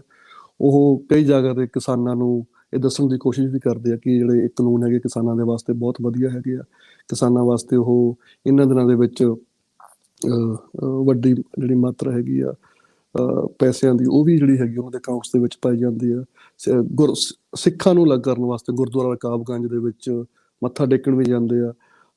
ਸਰਕਾਰ ਉਹ ਬਹੁਤ ਸਾਰੀ ਜਿਹੜੀ ਹੈਗੀ ਆ ਪ੍ਰੋ ਗੌਰਮੈਂਟ ਜਿਹੜਾ ਹੈਗਾ ਪ੍ਰੋਪੋਗੈਂਡਾ ਮਟੀਰੀਅਲ ਉਹ ਵੀ ਲੋਕਾਂ ਦੇ ਵਿੱਚ ਡਿਸਟਰੀਬਿਊਟ ਹੁੰਦਾ, ਬਟ ਉਹ ਕੋਈ ਜ਼ਿਆਦਾ ਅਸਰ ਨਹੀਂ ਪਾਉਂਦਾ। ਮੂਵਮੈਂਟ ਲਗਾਤਾਰ ਜਿਹੜੀ ਹੈਗੀ ਆ ਉਹ ਫੈਲ ਰਹੀ ਆ, ਤੇ ਉਹ ਜਿਹੜੀਆਂ ਸਾਰੀਆਂ ਸਾਈਟਸ ਹੈਗੀਆਂ ਉਹਨਾਂ ਦੇ ਵਿੱਚ ਤਾਦਾਦ ਜਿਹੜੀ ਲੋਕਾਂ ਦੀ ਹੈਗੀ ਆ ਉਹ ਲਗਾਤਾਰ ਇਸ ਸਮੇਂ ਦੌਰਾਨ ਜਿਹੜੀ ਹੈਗੀ ਆ ਉਹ ਵੱਧਦੀ ਜਾਂਦੀ ਆ। ਤੇ ਇਸ ਦਾ ਨਤੀਜਾ ਇਹ ਹੁੰਦਾ ਕਿ ਜਦੋਂ ਗਵਰਨਮੈਂਟ ਸਾਰੇ ਤਰੀਕੇ ਯੂਜ਼ ਕਰ ਲੈਂਦੀ ਆ ਤੇ ਉਹ ਫਿਰ ਜਿਹੜਾ ਟਾਕਸ ਜਿਹੜੀਆਂ ਉਹ ਸਾਈਮਲਟੇਨੀਅਸਲੀ ਬਰਾਬਰ ਉਸ ਸਮੇਂ ਚੱਲ ਰਹੀਆਂ ਹੁੰਦੀਆਂ, ਤੇ ਉਹਦੇ ਵਿੱਚ ਗਵਰਨਮੈਂਟ ਪਹਿਲੀ ਵਾਰ ਜਿਹੜੀ ਰਿਟਰੀਟ ਕਰਦੀ ਹੈਗੀ ਆ। ਉਹ ਦੋ ਜਿਹੜੇ ਇੱਕ ਬਿਜਲੀ ਵਾਲਾ ਕਾਨੂੰਨ ਹੈਗਾ ਤੇ ਇੱਕ ਜਿਹੜਾ ਪਰਾਲੀ ਵਾਲਾ ਲਾਅ ਹੈਗਾ, ਆਰਡੀਨੈਂਸ ਜਿਹੜਾ ਉਹਨਾਂ ਨੇ ਕਿਹਾ ਹੁੰਦਾ ਕਿ ਲੈ ਕੇ ਆਵਾਂਗੇ, ਉਹਨੂੰ ਵਾਪਸ ਲੈਣ ਵਾਸਤੇ ਮੰਨ ਜਾਂਦੇ ਆ। ਸਬਸਟੈਂਸ਼ੀਅਲ ਜਿਹੜੀਆਂ ਹੈਗੀਆਂ ਜਿਹੜੇ 3 ਕਾਨੂੰਨ ਹੈਗੇ ਉਹਨਾਂ ਵਿੱਚ ਸਬਸਟੈਂਸ਼ੀਅਲੀ ਅਮੈਂਡਮੈਂਟਸ ਵਾਸਤੇ ਮੰਨ ਜਾਂਦੇ ਆ। ਪਰ ਕਿਸਾਨ ਜਿਹੜੇ ਹੈਗੇ ਆ ਉਹ ਇਸ ਗੱਲ ਤੇ ਆਪਣੇ ਅਡਿੱਗ ਰਹਿੰਦੇ ਆ ਕਿ ਅਸੀਂ ਇਹਨੂੰ ਟੋਟਲ ਰਿਪੀਲ ਕਰਕੇ ਜਾਣਾ, ਤੇ ਇਸ ਤੋਂ ਇਲਾਵਾ ਜਿਹੜਾ MSP ਹੈਗਾ ਉਹਨੂੰ ਇੱਕ ਲੀਗਲ ਰਾਈਟ ਬਣਾ ਕੇ ਜਾਣਾ। ਤੇ ਗਵਰਨਮੈਂਟ ਹੋਰ ਦਸੰਬਰ ਦੇ ਐਂਡ ਤੱਕ ਹੋਰ ਪਿੱਛੇ ਹੋ ਜਾਂਦੀ ਆ। ਉਹ ਇਹ ਮੰਨ ਲੈਂਦੀ ਆ ਕਿ ਅਸੀਂ ਇਹ ਜਿਹੜਾ ਲਾਅ ਹੈਗਾ ਉਹਨੂੰ 2 ਸਾਲ ਵਾਸਤੇ ਜਿਹੜਾ ਹੈਗਾ ਉਹ ਸਸਪੈਂਡ ਕਰ ਦਿੰਦੇ ਆ, ਉਹਨੂੰ ਲਾਗੂ ਨਹੀਂ ਕਰਾਂਗੇ। ਤੇ ਪ੍ਰਾਈਵੇਟਲੀ ਮਤਲਬ ਕਿ ਇਹ ਵੀ ਕਹਿੰਦੇ ਆ ਕਿ ਇਹ ਖਤਮ ਹੀ ਆ। ਬਟ ਲਗਾਤਾਰ ਜਿਹੜੀ ਮੂਵਮੈਂਟ ਹੈਗੀ ਹੈ ਸਾਰੇ ਸਮੇਂ ਦੌਰਾਨ ਉਹ ਵੱਧ ਰਹੀ ਹੈ, ਤੇ ਕਿਸਾਨ ਜਿਹੜੇ ਹੈਗੇ ਉਹ ਆਪਣੀ ਗੱਲ ਤੇ ਖੜੇ ਰਹਿੰਦੇ ਆ। ਮੂਵਮੈਂਟ ਪੰਜਾਬ ਤੋਂ ਹਰਿਆਣੇ ਤੋਂ ਬਾਹਰ ਹੋ ਕੇ ਰਾਜਸਥਾਨ ਦੇ ਇਲਾਕਿਆਂ ਦੇ ਵਿੱਚ, ਯੂਪੀ ਵੈਸਟਰਨ ਯੂਪੀ ਦੇ ਵਿੱਚ ਵੀ ਫੈਲਣ ਲੱਗ ਪੈਂਦੀ ਆ। ਇਸ ਤੋਂ ਇਲਾਵਾ ਮਹਾਰਾਸ਼ਟਰ ਦੇ ਵਿੱਚ ਮਤਲਬ ਕਾਫੀ ਵੱਡੇ ਜਿਹੜੇ ਹੈਗੇ ਆ ਉਹ ਸਰਕਾਰ ਦੇ ਖਿਲਾਫ ਡੈਮੋਨਸਟ੍ਰੇਸ਼ਨ ਹੁੰਦੇ ਆ। ਬਿਹਾਰ ਦੇ ਵਿੱਚ ਹੁੰਦੇ ਆ, ਕਰਨਾਟਕਾ 'ਚ ਹੁੰਦੇ ਆ, ਤਾਮਿਲਨਾਡੂ 'ਚ ਹੁੰਦੇ ਆ, ਹੋਰ ਬਹੁਤ ਸਾਰੇ ਜਿਹੜੇ ਹੈਗੇ ਆ ਉਹਨਾਂ ਦੇ ਵਿੱਚ ਇਹ ਜਿਹੜਾ ਹੋ ਰਿਹਾ ਹੁੰਦਾ। ਤੇ ਇਸ ਸਾਰੇ ਸਮੇਂ ਦੌਰਾਨ ਜਿਹੜੀ ਸੰਯੁਕਤ ਕਿਸਾਨ ਮੋਰਚਾ ਹੈਗਾ ਉਹ ਕਈ ਤਰ੍ਹਾਂ ਦੇ ਪ੍ਰੋਗਰਾਮ, ਜਿਵੇਂ ਮਹਿਲਾ ਦਿਵਸ ਜਿਹੜਾ ਹੈਗਾ ਉਹ 18 ਜਨਵਰੀ ਨੂੰ ਮਨਾਇਆ ਜਾਂਦਾ, ਜਿਹਦੇ ਵਿੱਚ ਸੀਨੀਅਰ ਸਟੇਜਸ ਜਿਹੜੀਆਂ ਹੈਗੀਆਂ ਉਹ ਆਪਣੀ ਵਿਮਨ ਨੂੰ ਦਿੱਤੀਆਂ ਜਾਂਦੀਆਂ, ਤੇ ਵਿਮਨ ਐਕਟਿਵਿਸਟ ਆਪਣੀ ਗੱਲ ਰੱਖਦੇ ਹੈਗੇ। ਉਹ ਬਹੁਤ ਸਕਸੈਸਫੁਲ ਇਵੈਂਟ ਹੁੰਦਾ। ਤੇ ਈਵਨ ਪੰਜਾਬ ਦੇ ਵਿੱਚ ਪਹਿਲੀ ਵਾਰ ਵਿਮਨ ਘਰਾਂ ਤੋਂ ਬਾਹਰ ਨਿਕਲਦੀਆਂ ਹੈਗੀਆਂ ਉਹਨਾਂ ਇਲਾਕਿਆਂ ਦੇ ਵਿੱਚ ਵੀ ਜਿੱਥੇ ਨੋਰਮਲੀ ਵਿਮਨ ਜਿਹੜੀਆਂ ਹੈਗੀਆਂ ਉਹ ਬਾਹਰ ਉਹ ਜਿਹੜੀਆਂ ਨਹੀਂ ਹੁੰਦੀਆਂ ਹੈਗੀਆਂ। ਸੋ ਇੱਕ ਸਨੋਬਾਲ ਇਫੈਕਟ ਜਿਹੜਾ ਹੈਗਾ ਉਹ ਲਗਾਤਾਰ ਉਹ ਵੱਧ ਰਿਹਾ ਹੈਗਾ। ਤੇ ਉਸ ਸਮੇਂ ਫਿਰ ਜਿਹੜੀ ਇਹ 26 ਜਨਵਰੀ ਦੀ ਜਿਹੜੀ ਕਾਲ ਹੈਗੀ ਆ ਉਹ ਦਿੱਤੀ ਜਾਂਦੀ ਹੈ ਕਿ 26 ਜਨਵਰੀ ਨੂੰ ਇੱਕ ਬਹੁਤ ਵੱਡਾ ਟਰੈਕਟਰ ਮਾਰਚ ਜਿਹੜਾ ਹੈਗਾ ਉਹ ਉੱਥੇ ਦਿੱਲੀ ਵਿੱਚ ਕੱਢਿਆ ਜਾਵੇਗਾ, ਜਿਹੜਾ ਕਿ ਟੋਟਲੀ ਪੀਸਫੁਲ ਹੋਊਗਾ, ਜਿਹੜਾ ਇੱਕ ਡੈਜ਼ਿਗਨੇਟਡ ਰਾਹਾਂ ਤੇ ਕੱਢਿਆ ਜਾਵੇਗਾ। ਉਹ ਫਿਰ ਜੋ 26 ਜਨਵਰੀ ਨੂੰ ਹੁੰਦਾ ਉਹ ਆਪਾਂ ਸਾਰਿਆਂ ਨੇ ਦੇਖਿਆ ਕਿ ਉਸ ਵੇਲੇ ਜਿਹੜੀਆਂ ਮੂਵਮੈਂਟਸ ਦੀਆਂ ਜਿਹੜੀਆਂ ਕੰਟਰਡਿਕਸ਼ਨਸ ਹੈਗੀਆਂ ਉਹ ਦੁਬਾਰਾ ਫਿਰ ਉਸ ਪ੍ਰੋਗਰਾਮ ਦੇ ਦੌਰਾਨ ਜਿਹੜੀਆਂ ਹੈਗੀਆਂ ਉਹ ਸਾਹਮਣੇ ਆਉਂਦੀਆਂ। ਇੱਕ ਤਰਫ ਸੰਯੁਕਤ ਕਿਸਾਨ ਮੋਰਚਾ ਹੈਗਾ ਜਿਹੜੀ ਇਹ ਸਮਝ ਹੈਗੀ ਆ ਕਿ ਇਹ ਮੂਵਮੈਂਟ ਜਿਹੜੀ ਹੈਗੀ ਆ ਇਹ ਟੋਟਲੀ ਇਕਨੋਮਿਕ ਆ, ਇਹ ਸੈਕੂਲਰ ਆ, ਤੇ ਇਹ ਪੀਸਫੁਲ ਢੰਗ ਦੇ ਨਾਲ ਹੀ ਚਲਾਈ ਜਾ ਸਕਦੀ ਹੈਗੀ ਆ, ਤੇ ਤਾਂ ਕਿ ਇਹਦਾ ਜਿਹੜਾ ਮੋਰਲ ਹਾਈ ਗਰਾਊਂਡ ਬਣਿਆ ਰਹੇ। ਦੂਸਰੇ ਇਸ ਦੇ ਵਿੱਚ ਜਿਹੜਾ ਦੂਸਰੀ ਸਮਝ ਹੈਗੀ ਆ ਉਹ ਰੈਡੀਕਲ ਦੀ ਵਿੰਗ ਆ। ਉਹ ਕਹਿੰਦੇ ਕਿ ਨਹੀਂ, ਇਹ ਜਿਹੜੇ ਕਿਸਾਨ ਯੂਨੀਅਨ ਦੇ ਲੀਡਰ ਹੈਗੇ ਕਮਜ਼ੋਰ ਹੈਗੇ ਆ, ਇਹਨਾਂ ਦੇ ਵਿੱਚ ਉਹ ਫੈਸਲੇ ਲੈਣ ਦੀ ਖਮਤਾ ਹੈ ਨਹੀਂ ਗੀ, ਤੇ ਜ਼ਿਆਦਾ ਵਧੀਆ ਤਰੀਕਾ ਹੈ ਕਿ ਦਿੱਲੀ ਦੀ ਘੇਰਾਬੰਦੀ ਜਿਹੜੀ ਹੈਗੀ ਆ ਉਹ ਕੀਤੀ ਜਾਵੇ। ਜਿਹੜੇ ਨੈਸ਼ਨਲ ਫਲੈਗ ਦਾ ਸਿੰਬਲ ਜਿਹੜਾ ਹੈਗਾ ਉਹ ਇੱਕ ਡਿਫੈਂਸਿਵ ਆਪਸ਼ਨ ਹੈਗੀ, ਉਹਦੀ ਜਗ੍ਹਾ ਤੇ ਜਿਹੜੇ ਕਿਸਾਨ ਯੂਨੀਅਨਸ ਦੇ ਫਲੈਗ ਤੇ ਜਾਂ ਫਿਰ ਜਿਹੜੇ ਆਪਣੇ ਨਿਸ਼ਾਨ ਸਾਹਿਬ ਹੈਗੇ ਸਿੱਖ ਧਰਮ ਦੇ ਸਿੰਬਲਸ ਆ ਉਹ ਵਰਤੇ ਜਾਣੇ ਚਾਹੀਦੇ ਹੈਗੇ ਆ। ਇਹ ਇੱਕ ਜਿਹੜਾ ਫੈਕਸ਼ਨ ਹੈਗਾ ਕਾਫੀ ਮਤਲਬ ਛੋਟਾ ਨਹੀਂ ਕਹਿ ਸਕਦੇ, ਵੱਡਾ ਫੈਕਸ਼ਨ ਆ, ਯੂਥ ਆ ਇਹਦੇ ਵਿੱਚ ਕਿਉਂਕਿ ਉਹਨਾਂ ਦਾ ਚਾਹੇ ਉਹ ਆਰਗੇਨਾਈਜ਼ਡ ਨਹੀਂ ਗਾ, ਬਟ ਉਹ ਇੰਡੀਵਿਜੂਅਲ ਲੈਵਲ ਤੇ ਉਹਨਾਂ ਦੀ ਤਾਦਾਦ ਕਾਫੀ ਹੈਗੀ ਆ। ਉਹ ਫਿਰ ਲਗਾਤਾਰ ਲੀਡਰਸ਼ਿਪ ਨੂੰ ਵੀ ਕੁਐਸਚਨ ਕਰ ਰਹੇ ਹੁੰਦੇ ਆ, ਤੇ ਉਹ ਫਿਰ ਆਪਣਾ ਇੱਕ ਕਿਸਾਨ ਯੂਨੀਅਨ ਜਿਹੜੀ ਮਾਝੇ ਵਾਲੀ ਹੈਗੀ ਆ ਉਹ ਜਿਹੜੀ ਹੈਗੀ ਉਹ ਦੂਸਰਾ ਰੂਟ ਜਿਹੜਾ ਹੈਗਾ, ਜਿਹੜਾ ਡੈਜ਼ਿਗਨੇਟਡ ਰੂਟ ਹੈਗਾ ਉਹ ਤੋਂ ਅਲੱਗ ਜਾਣ ਦਾ ਡਿਸੀਜਨ ਲੈ ਲੈਂਦੀ ਆ। ਉਸ ਦੇ ਵਿੱਚ ਗਵਰਨਮੈਂਟ ਦਾ ਵੀ ਉਸ ਦਿਨ ਕਾਫੀ ਰੋਲ ਹੈਗਾ, ਚਾਹੇ ਆਲਦੋ ਸਾਰਾ ਜਿਹੜਾ ਪ੍ਰੋਗਰਾਮ ਸੀਗਾ ਉਹ ਬਹੁਤ ਪੀਸਫੁਲ ਹੋਇਆ। ਈਵਨ ਜਿਹੜਾ ਲਾਲ ਕਿਲ੍ਹੇ ਤੇ ਵੀ ਜਿਹੜੇ ਲੋਕ ਚਲੇ ਗਏ ਉਹਨਾਂ ਨੇ ਮਤਲਬ ਲਾਰਜਲੀ ਪੀਸਫੁਲ ਸੀ, ਕੋਈ ਐਸਾ ਕੁਝ ਇੰਡੀਅਨ ਫਲੈਗ ਨੂੰ ਨਹੀਂ ਹਿਲਾਇਆ। ਬਟ ਇੱਕ ਪਰਸੈਪਸ਼ਨ ਜਿਹੜੀ ਗਵਰਨਮੈਂਟ ਜਿਹੜੀ ਬਿਲਡ ਕਰਨ ਦੇ ਵਿੱਚ ਉਸ ਦਿਨ ਕਾਮਯਾਬ ਹੋ ਗਈ ਥਰੂ ਮੀਡੀਆ, ਕਿ ਇਹਨਾਂ ਨੇ ਇੱਕ ਜਿਹੜੇ ਨੈਸ਼ਨਲ ਸਿੰਬਲਸ ਹੈਗੇ ਆ ਉਹਨਾਂ ਦਾ ਅਪਮਾਨ ਕੀਤਾ ਹੈਗਾ। ਤੇ ਫਿਰ ਉਹਨਾਂ ਨੇ ਆਪਣਾ ਗੋਦੀ ਮੀਡੀਆ ਜਿਹਨੂੰ ਕਿਹਾ ਜਾਂਦਾ ਇੰਡੀਆ ਦੇ ਵਿੱਚ, ਉਹ ਫਿਰ ਲਗਾਤਾਰ TV ਦੇ ਜ਼ਰੀਏ, ਅਖਬਾਰਾਂ ਦੇ ਜ਼ਰੀਏ ਉਹ ਲਗਾਤਾਰ ਜਿਹੜਾ ਹੈਗਾ ਉਹ ਕੀਤਾ ਜਾਂਦਾ। ਤੇ ਉਸ ਦਿਨ ਜਿਹੜਾ ਹੈਗਾ 26 ਜਨਵਰੀ ਨੂੰ ਜਿਹੜੀ ਇੱਕ ਪਰਸੈਪਸ਼ਨ ਬੈਟਲ ਸੀਗੀ, ਜਿਹੜੀ ਵੱਡੀ ਬੈਟਲ ਸੀ, ਇੱਕ ਤਰ੍ਹਾਂ ਕਿਸਾਨਾਂ ਨੇ ਸ਼ੋਅ ਕਰਨਾ ਸੀਗਾ ਕਿ ਅਸੀਂ ਇਹ ਪੀਸਫੁਲ ਮੂਵਮੈਂਟ ਆ, ਲਾਰਜੈਸਟ ਟਰੈਕਟਰ ਮਾਰਚ ਆ, ਉਸ ਨੂੰ ਗਵਰਨਮੈਂਟ ਜਿਹੜੀ ਹੈਗੀ ਆ ਉਹ ਮਤਲਬ ਪਹਿਲੀ ਵਾਰ ਉਹਨਾਂ ਦਾ ਹੱਥ ਉੱਪਰ ਦਿਖਾਈ ਦਿੰਦਾ। ਤੇ ਇਹ ਥਰਡ ਫੇਜ਼ ਜਿਹੜਾ ਹੈਗਾ ਆਪਾਂ ਸਮਝ ਲਓ ਵੀ 26 ਜਨਵਰੀ ਨੂੰ ਤੱਕ ਹੁੰਦਾ। ਉਸ ਤੋਂ ਬਾਅਦ ਨਵਾਂ ਜਿਹੜਾ ਫੇਜ਼ ਹੈਗਾ, ਉਸ ਤੋਂ ਬਾਅਦ ਜਿਹੜਾ ਹੈਗਾ 4th ਫੇਜ਼ 'ਚ ਮੂਵਮੈਂਟ ਐਂਟਰ ਕਰ ਜਾਂਦੀ ਹੈਗੀ ਆ। ਤੇ ਇਹ ਜਿਹੜਾ 4th ਫੇਜ਼ ਹੈਗਾ ਇਸ ਦੇ ਵਿੱਚ ਪਹਿਲੇ 2 ਦਿਨ ਖਾਸ ਕਰਕੇ ਜਿਹੜੇ 27 ਤੇ 28 ਆ ਉਹ ਬਹੁਤ ਹੀ ਕਰੂਸ਼ੀਅਲ ਹੈਗੇ ਆ। ਇਸ ਦਿਨ ਓਵਰਆਲ ਜਿਹੜੀ ਹੈਗੀ ਆ ਚਾਰਾਂ ਕੈਂਪਸ ਦੇ ਵਿੱਚ ਇੱਕ ਡੀਮੋਰਲਾਈਜੇਸ਼ਨ ਹੈਗੀ ਆ, ਮਾਯੂਸੀ ਆ, ਲੋਕਾਂ ਦੇ ਵਿੱਚ ਮਾਯੂਸੀ ਹੈਗੀ ਆ ਵੀ ਕੀ ਹੋ ਗਿਆ ਹੈਗਾ। ਤੇ ਉਹ ਬਹੁਤ ਸਾਰੇ ਕਿਸਾਨ ਜਿਹੜੇ ਹੈਗੇ ਉਹ ਵਾਪਸ ਵੀ ਰਿਟਰਨ ਹੋਣ ਲੱਗ ਪੈਂਦੇ ਹੈਗੇ ਆ, ਤੇ ਬਹੁਤ ਸਾਰੇ ਕਿਸਾਨਾਂ ਦੇ ਉੱਪਰ ਤੇ ਨੌਜਵਾਨਾਂ ਦੇ ਉੱਪਰ ਕੇਸਿਸ ਬਣ ਜਾਂਦੇ ਹੈਗੇ ਆ। ਤੇ ਗਵਰਨਮੈਂਟ ਜਿਹੜੀ ਹੈਗੀ ਆ ਇਸ ਦਾ ਫਾਇਦਾ ਲੈ ਕੇ ਮਤਲਬ ਆਪਣੀ ਰਿਪਰੈਸ਼ਨ ਦੀ ਪਾਲਿਸੀ ਜਿਹੜੀ ਹੈਗੀ ਆ ਉਹ ਇਹਨਾਂ ਦੋਵਾਂ ਦਿਨਾਂ ਦੇ ਵਿੱਚ ਕਿਉਂਕਿ ਮੂਵਮੈਂਟ ਜੇ ਡਿਸਟੈਬਲਿਸ਼ ਹੋਈ ਹੁੰਦੀ ਆ, ਨਿਰਾਸ਼ਾ 'ਚ ਹੁੰਦੀ ਆ, ਤੇ ਉਹ ਐਕਟੀਵੇਟ ਕਰ ਦਿੰਦੀ ਆ। ਉਹਦੇ ਵਾਸਤੇ ਉਹ ਜਿਹੜੇ ਟੋਲ ਪਲਾਜ਼ੇ ਹਰਿਆਣੇ ਦੇ ਵਿੱਚ ਬੰਦ ਪਏ ਹੁੰਦੇ ਆ, ਖੁੱਲੇ ਹੁੰਦੇ, ਉਹਨਾਂ ਨੂੰ ਬੰਦ ਕਰਵਾ ਦਿੰਦੀ ਆ। ਕੁਛ ਜਗ੍ਹਾ ਤੋਂ ਧਰਨੇ ਜਿਹੜੇ ਹੈਗੇ ਆ ਚੁਕਵਾ ਦਿੰਦੀ ਹੈਗੀ ਆ। ਤੇ ਪਹਿਲੀ ਵਾਰ ਕਾਊਂਟਰ ਮੋਬਿਲਾਈਜੇਸ਼ਨ ਜਿਹੜੀ ਹੈਗੀ ਆ, ਜਿਹੜੀ ਇਸ ਤੋਂ ਪਹਿਲਾਂ ਸਰਕਾਰ ਦੇ ਹੱਕ ਦੇ ਵਿੱਚ ਗਰਾਊਂਡ ਦੇ ਉੱਪਰ ਕੋਈ ਕਾਊਂਟਰ ਮੋਬਿਲਾਈਜੇਸ਼ਨ ਜਿਹੜੀ ਹੈਗੀ ਆ ਉਹ ਨਹੀਂ ਹੋਈ ਹੁੰਦੀ। ਤੇ ਇਹ ਕਾਊਂਟਰ ਮੋਬਿਲਾਈਜੇਸ਼ਨ ਪਹਿਲੀ ਵਾਰ ਦਿਖਾਈ ਦਿੰਦੀ ਆ ਕਿ ਜਦੋਂ ਪੱਥਰ ਮਾਰਦੇ ਲੋਕ ਜਿਹੜੇ ਹੈਗੇ ਉਹ ਸਿੰਘੂ ਦੇ ਵਿੱਚ ਮਤਲਬ ਪੱਥਰਬਾਜ਼ੀ ਹੁੰਦੀ ਆ, ਬਹੁਤ ਸਾਰੇ ਜਿਹੜੇ ਨੌਜਵਾਨ ਹੈਗੇ ਉਹਦੇ ਵਿੱਚ ਹਰਟ ਹੁੰਦੇ ਆ, ਕੁਛ ਨੂੰ ਪੁਲਿਸ ਵੀ ਚੱਕ ਕੇ ਲੈ ਜਾਂਦੀ ਹੈਗੀ ਆ। ਤੇ ਗਾਜ਼ੀਪੁਰ ਦੇ ਵਿੱਚ ਤਾਂ ਸ਼ਰੇਆਮ ਜਿਹੜੀ ਗਵਰਨਮੈਂਟ ਹੈਗੀ ਆ, ਉਹ ਯੂਪੀ ਗਵਰਨਮੈਂਟ ਹੈਗੀ ਆ, ਉਹ ਧਰਨਾ ਚੁਕਾਉਣ ਵਾਸਤੇ ਬਜਦ ਹੋ ਜਾਂਦੀ ਆ। ਪਰ ਉਸ ਦਿਨ ਦੁਬਾਰਾ ਫਿਰ ਇੱਕ ਨਵਾਂ ਮੋੜ ਜਿਹੜਾ ਹੈਗਾ ਉਹ ਮੂਵਮੈਂਟ ਨੂੰ ਮਿਲਦਾ ਹੈਗਾ, ਜਦੋਂ ਸਾਰੀ ਮੂਵਮੈਂਟ ਡੀਮੋਰਲਾਈਜ਼ਡ ਹੈਗੇ। ਤੇ ਰਾਤ ਨੂੰ ਜਿਹੜੇ ਰਕੇਸ਼ ਟਕੈਤ ਜਿਹੜੇ ਯੂਪੀ ਦੇ ਕਿਸਾਨ ਲੀਡਰ ਆ, ਉਹ ਜਿਹੜੇ ਜਦੋਂ ਰਾਤ ਨੂੰ ਰੋਂਦੇ ਹੈਗੇ ਆ ਤੇ ਆਪਣੇ ਇਲਾਕੇ ਨੂੰ ਮਤਲਬ ਆਪਣੇ ਪਿੰਡਾਂ ਨੂੰ ਪਾਣੀ ਦੀ ਜਿਹੜੀ ਹੈਗੀ ਆ ਉਹ ਆਵਾਜ਼ ਮਾਰਦੇ ਆ। ਤੇ ਫਿਰ ਉਹਨਾਂ ਦੀ ਇੱਕ ਕਾਲ ਤੇ ਤਕਰੀਬਨ ਸਾਰਾ ਹੀ ਵੈਸਟਰਨ ਯੂਪੀ, ਜਾਟ ਬੈਲਟ ਜਿਹੜੀ ਹੈਗੀ ਆ, ਹਰਿਆਣਾ, ਇਹ ਸਾਰੀ ਜਿਹੜੀ ਹੈਗੀ ਉਹ ਐਕਟੀਵੇਟ ਹੋ ਜਾਂਦੀ ਆ। ਲੋਕ ਫਿਰ ਵੱਡੀ ਮੋਬਿਲਾਈਜੇਸ਼ਨ ਦੇ ਨਾਲ ਦੁਬਾਰਾ ਫਿਰ ਦਿੱਲੀ ਵੱਲ ਨੂੰ ਕੂਚ ਕਰਨਾ ਸ਼ੁਰੂ ਕਰ ਦਿੰਦੇ ਹੈਗੇ। ਤੇ ਇਸ ਦੌਰਾਨ ਜਿਹੜਾ ਰੈਡੀਕਲ ਵਿੰਗ ਹੁੰਦਾ ਇਸ ਮੂਵਮੈਂਟ ਦਾ, ਪੰਜਾਬ ਦਾ ਖਾਸ ਕਰਕੇ, ਉਹ ਵੱਡੀ ਪੱਧਰ ਤੇ ਡੀਲੇਜਿਟਮਾਈਜ਼ ਹੋ ਜਾਂਦਾ ਹੈਗਾ। ਤੇ ਸੰਯੁਕਤ ਕਿਸਾਨ ਮੋਰਚਾ ਜਿਹੜਾ ਕਿ ਮੋਡਰੇਟ ਵਿੰਗ ਹੁੰਦਾ, ਦੁਬਾਰਾ ਫਿਰ ਉਹਨਾਂ ਦੀ ਜਿਹੜੀ ਖਾਸ ਕਰਕੇ ਸਿੰਘੂ ਤੇ ਇੱਕ ਵਾਰ ਫਿਰ ਸਟੇਜ ਦੇ ਉੱਪਰ ਜਿਹੜੀ ਹੈਗੀ ਆ ਉਹਨਾਂ ਦੀ ਕਮਾਂਡ ਜਿਹੜੀ ਹੈਗੀ ਆ ਉਹ ਐਸਟੈਬਲਿਸ਼ ਹੋ ਜਾਂਦੀ ਆ। ਤੇ ਬਹੁਤ ਸਾਰੇ ਲੋਕ ਹੁਣ ਇਹ ਕਹਿਣ ਲੱਗ ਪੈਂਦੇ ਆ ਕਿ ਇਹ ਦੁਬਾਰਾ ਜਿਹੜਾ ਸੰਘਰਸ਼ ਹੈਗਾ ਹੁਣ ਇਹ ਨਵੇਂ ਢੰਗ ਨਾਲ, ਮਤਲਬ ਹੁਣ ਜ਼ਿਆਦਾ ਸੀਰੀਅਸਲੀ ਇਹ ਜਿਹੜਾ ਹੈਗਾ ਸੰਘਰਸ਼ ਚੱਲੂਗਾ। ਬਟ ਇਸ ਦੀ ਖਾਸੀਅਤ ਹੁਣ ਇਹ ਹੋ ਗਈ ਹੈ ਕਿ ਹੁਣ ਇਹ ਇਕੱਲਾ ਪੰਜਾਬ ਦਾ ਅੰਦੋਲਨ ਨਹੀਂ ਰਿਹਾ, ਹੁਣ ਇਹਦੇ ਵਿੱਚ ਹਰਿਆਣਾ ਤੇ ਯੂਪੀ ਜਿਹੜਾ ਹੈਗਾ ਉਹਨਾਂ ਦੀ ਵੀ ਬਹੁਤ ਵੱਡੀ ਪੱਧਰ ਦੇ ਉੱਪਰ ਜਿਹੜੀ ਹੈਗੀ ਆ ਉਹ ਸਪੋਰਟ ਵੀ ਆ, ਸ਼ਮੂਲੀਅਤ ਵੀ ਆ। ਤੇ ਹੁਣ ਡਿਸੀਜਨ ਮੇਕਿੰਗ ਦੇ ਵਿੱਚ ਵੀ ਮੈਨੂੰ ਲੱਗਦਾ ਕਿ ਉਹਨਾਂ ਦਾ ਵੱਡਾ ਰੋਲ ਹੋਵੇਗਾ। ਗਵਰਨਮੈਂਟ ਆਪਣੀ ਰਿਪਰੈਸ਼ਨ ਜਿਹੜੀ ਪਾਲਿਸੀ ਉਹ ਲਗਾਤਾਰ ਉਹ ਜਾਰੀ ਹੈਗੀ ਆ। ਉਹ ਬੈਰੀਕੇਡਿੰਗ ਬਹੁਤ ਵੱਡੇ ਲੈਵਲ ਤੇ ਕਰ ਰਹੀ ਹੈਗੀ ਆ। ਉੱਥੇ ਇੰਟਰਨੈਟ ਦੀਆਂ ਫੈਸਿਲਿਟੀਜ਼ ਜਿਹੜੀਆਂ ਹੈਗੀਆਂ ਉਹ ਬੰਦ ਕਰ ਦਿੱਤੀਆਂ ਹੈਗੀਆਂ, ਪਾਣੀ ਤੇ ਇਲੈਕਟ੍ਰਿਸਿਟੀ ਬੰਦ ਕਰ ਰਹੇ ਹੈਗੇ। ਬਟ ਲੋਕ ਜਿਹੜੀ ਸਪਲਾਈ ਉਹ ਲਗਾਤਾਰ ਜਿਹੜੀ ਹੈਗੀ ਉਹ ਵੱਧ ਰਹੀ ਹੈਗੀ ਆ। ਮਹਾ ਪੰਚਾਇਤਾਂ ਹੋ ਰਹੀਆਂ ਹੈਗੀਆਂ, ਹਰਿਆਣੇ ਦੇ ਵਿੱਚ ਹੋਈਆਂ, ਯੂਪੀ 'ਚ ਹੋ ਰਹੀਆਂ, ਵੈਸਟਰਨ ਯੂਪੀ 'ਚ ਹੋ ਰਹੀਆਂ, ਰਾਜਸਥਾਨ 'ਚ ਹੋ ਰਹੀਆਂ। ਤੇ ਇੱਕ ਦੁਬਾਰਾ ਨਵੀਂ ਵਿੰਡ ਜਿਹੜੀ ਹੈਗੀ ਆ, ਇੱਕ ਤਰ੍ਹਾਂ ਦਾ ਨਵਾਂ ਸਪੋਰਟ ਹੈਗੀ ਆ, ਉਹ ਮੂਵਮੈਂਟ ਨੂੰ ਹੁਣ ਉਹ ਮਿਲ ਰਹੀ ਹੈਗੀ ਆ। ਬਾਕੀ ਕੱਲ ਜਿਵੇਂ ਇੰਟਰਨੈਸ਼ਨਲ ਸਪੋਰਟ ਜਿਹੜੀ ਪਹਿਲਾਂ ਹੀ ਇਸ ਮੂਵਮੈਂਟ ਨੂੰ ਕਾਫੀ ਸੀਗੀ, ਜਦੋਂ ਸ਼ੁਰੂਆਤ ਤੋਂ, ਜਦੋਂ ਆਪਣੇ ਕੈਨੇਡਾ ਦੇ PM ਟਰੂਡੋ, ਆਪਣੇ ਅਮਰੀਕਾ ਦੇ ਵਾਈਸ ਪ੍ਰੈਜ਼ੀਡੈਂਟ ਕਮਲਾ ਹੈਰਿਸ, ਜਾਂ ਇੰਗਲੈਂਡ ਦੇ ਵਿੱਚ ਬਹੁਤ ਸਾਰੇ MPs ਨੇ ਜਿਹੜੀ ਹੈਗੀ ਆ ਮੂਵਮੈਂਟ ਦੀ ਸਪੋਰਟ ਕੀਤੀ ਸੀਗੀ।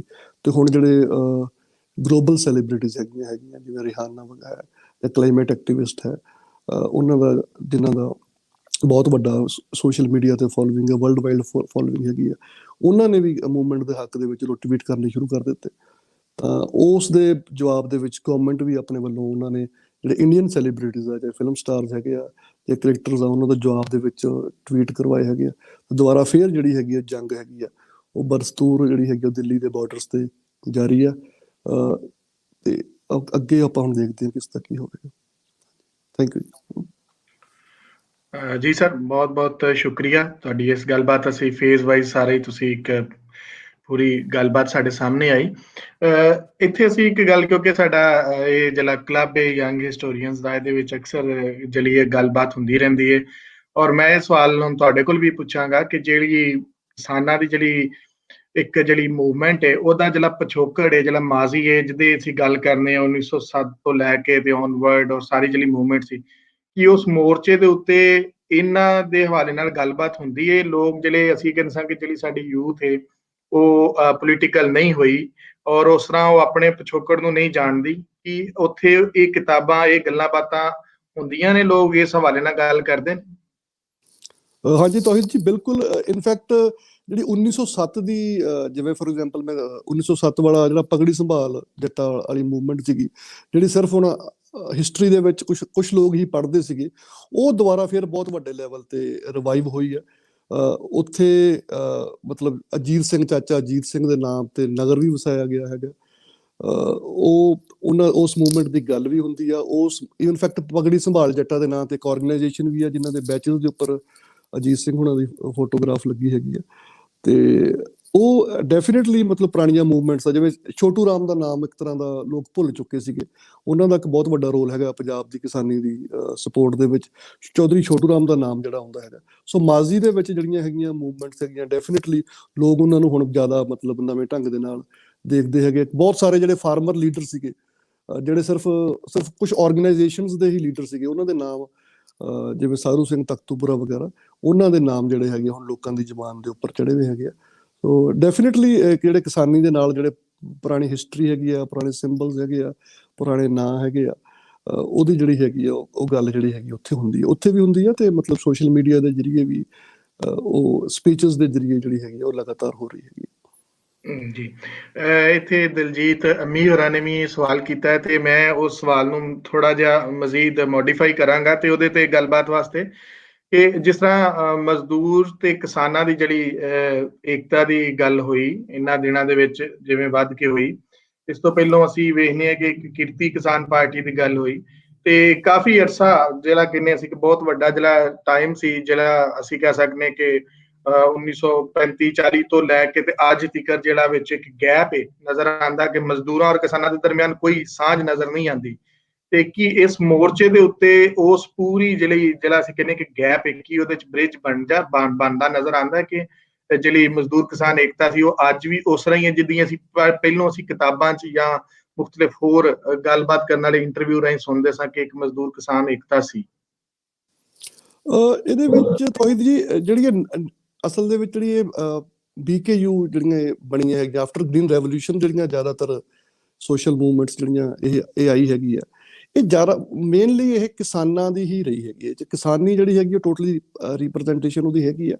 ਤੇ ਮਜ਼ਦੂਰਾਂ ਦੇ ਨਾਲ ਉਸ ਤਰ੍ਹਾਂ ਦੀ ਜਿਹੜੀ ਸੋਲੀਡੈਰਿਟੀ ਆ ਉਹ ਜਿਹੜੀ ਹੈਗੀ ਆ ਉਹ ਨਹੀਂ ਦਿਖਾਈ ਦਿੱਤੀ।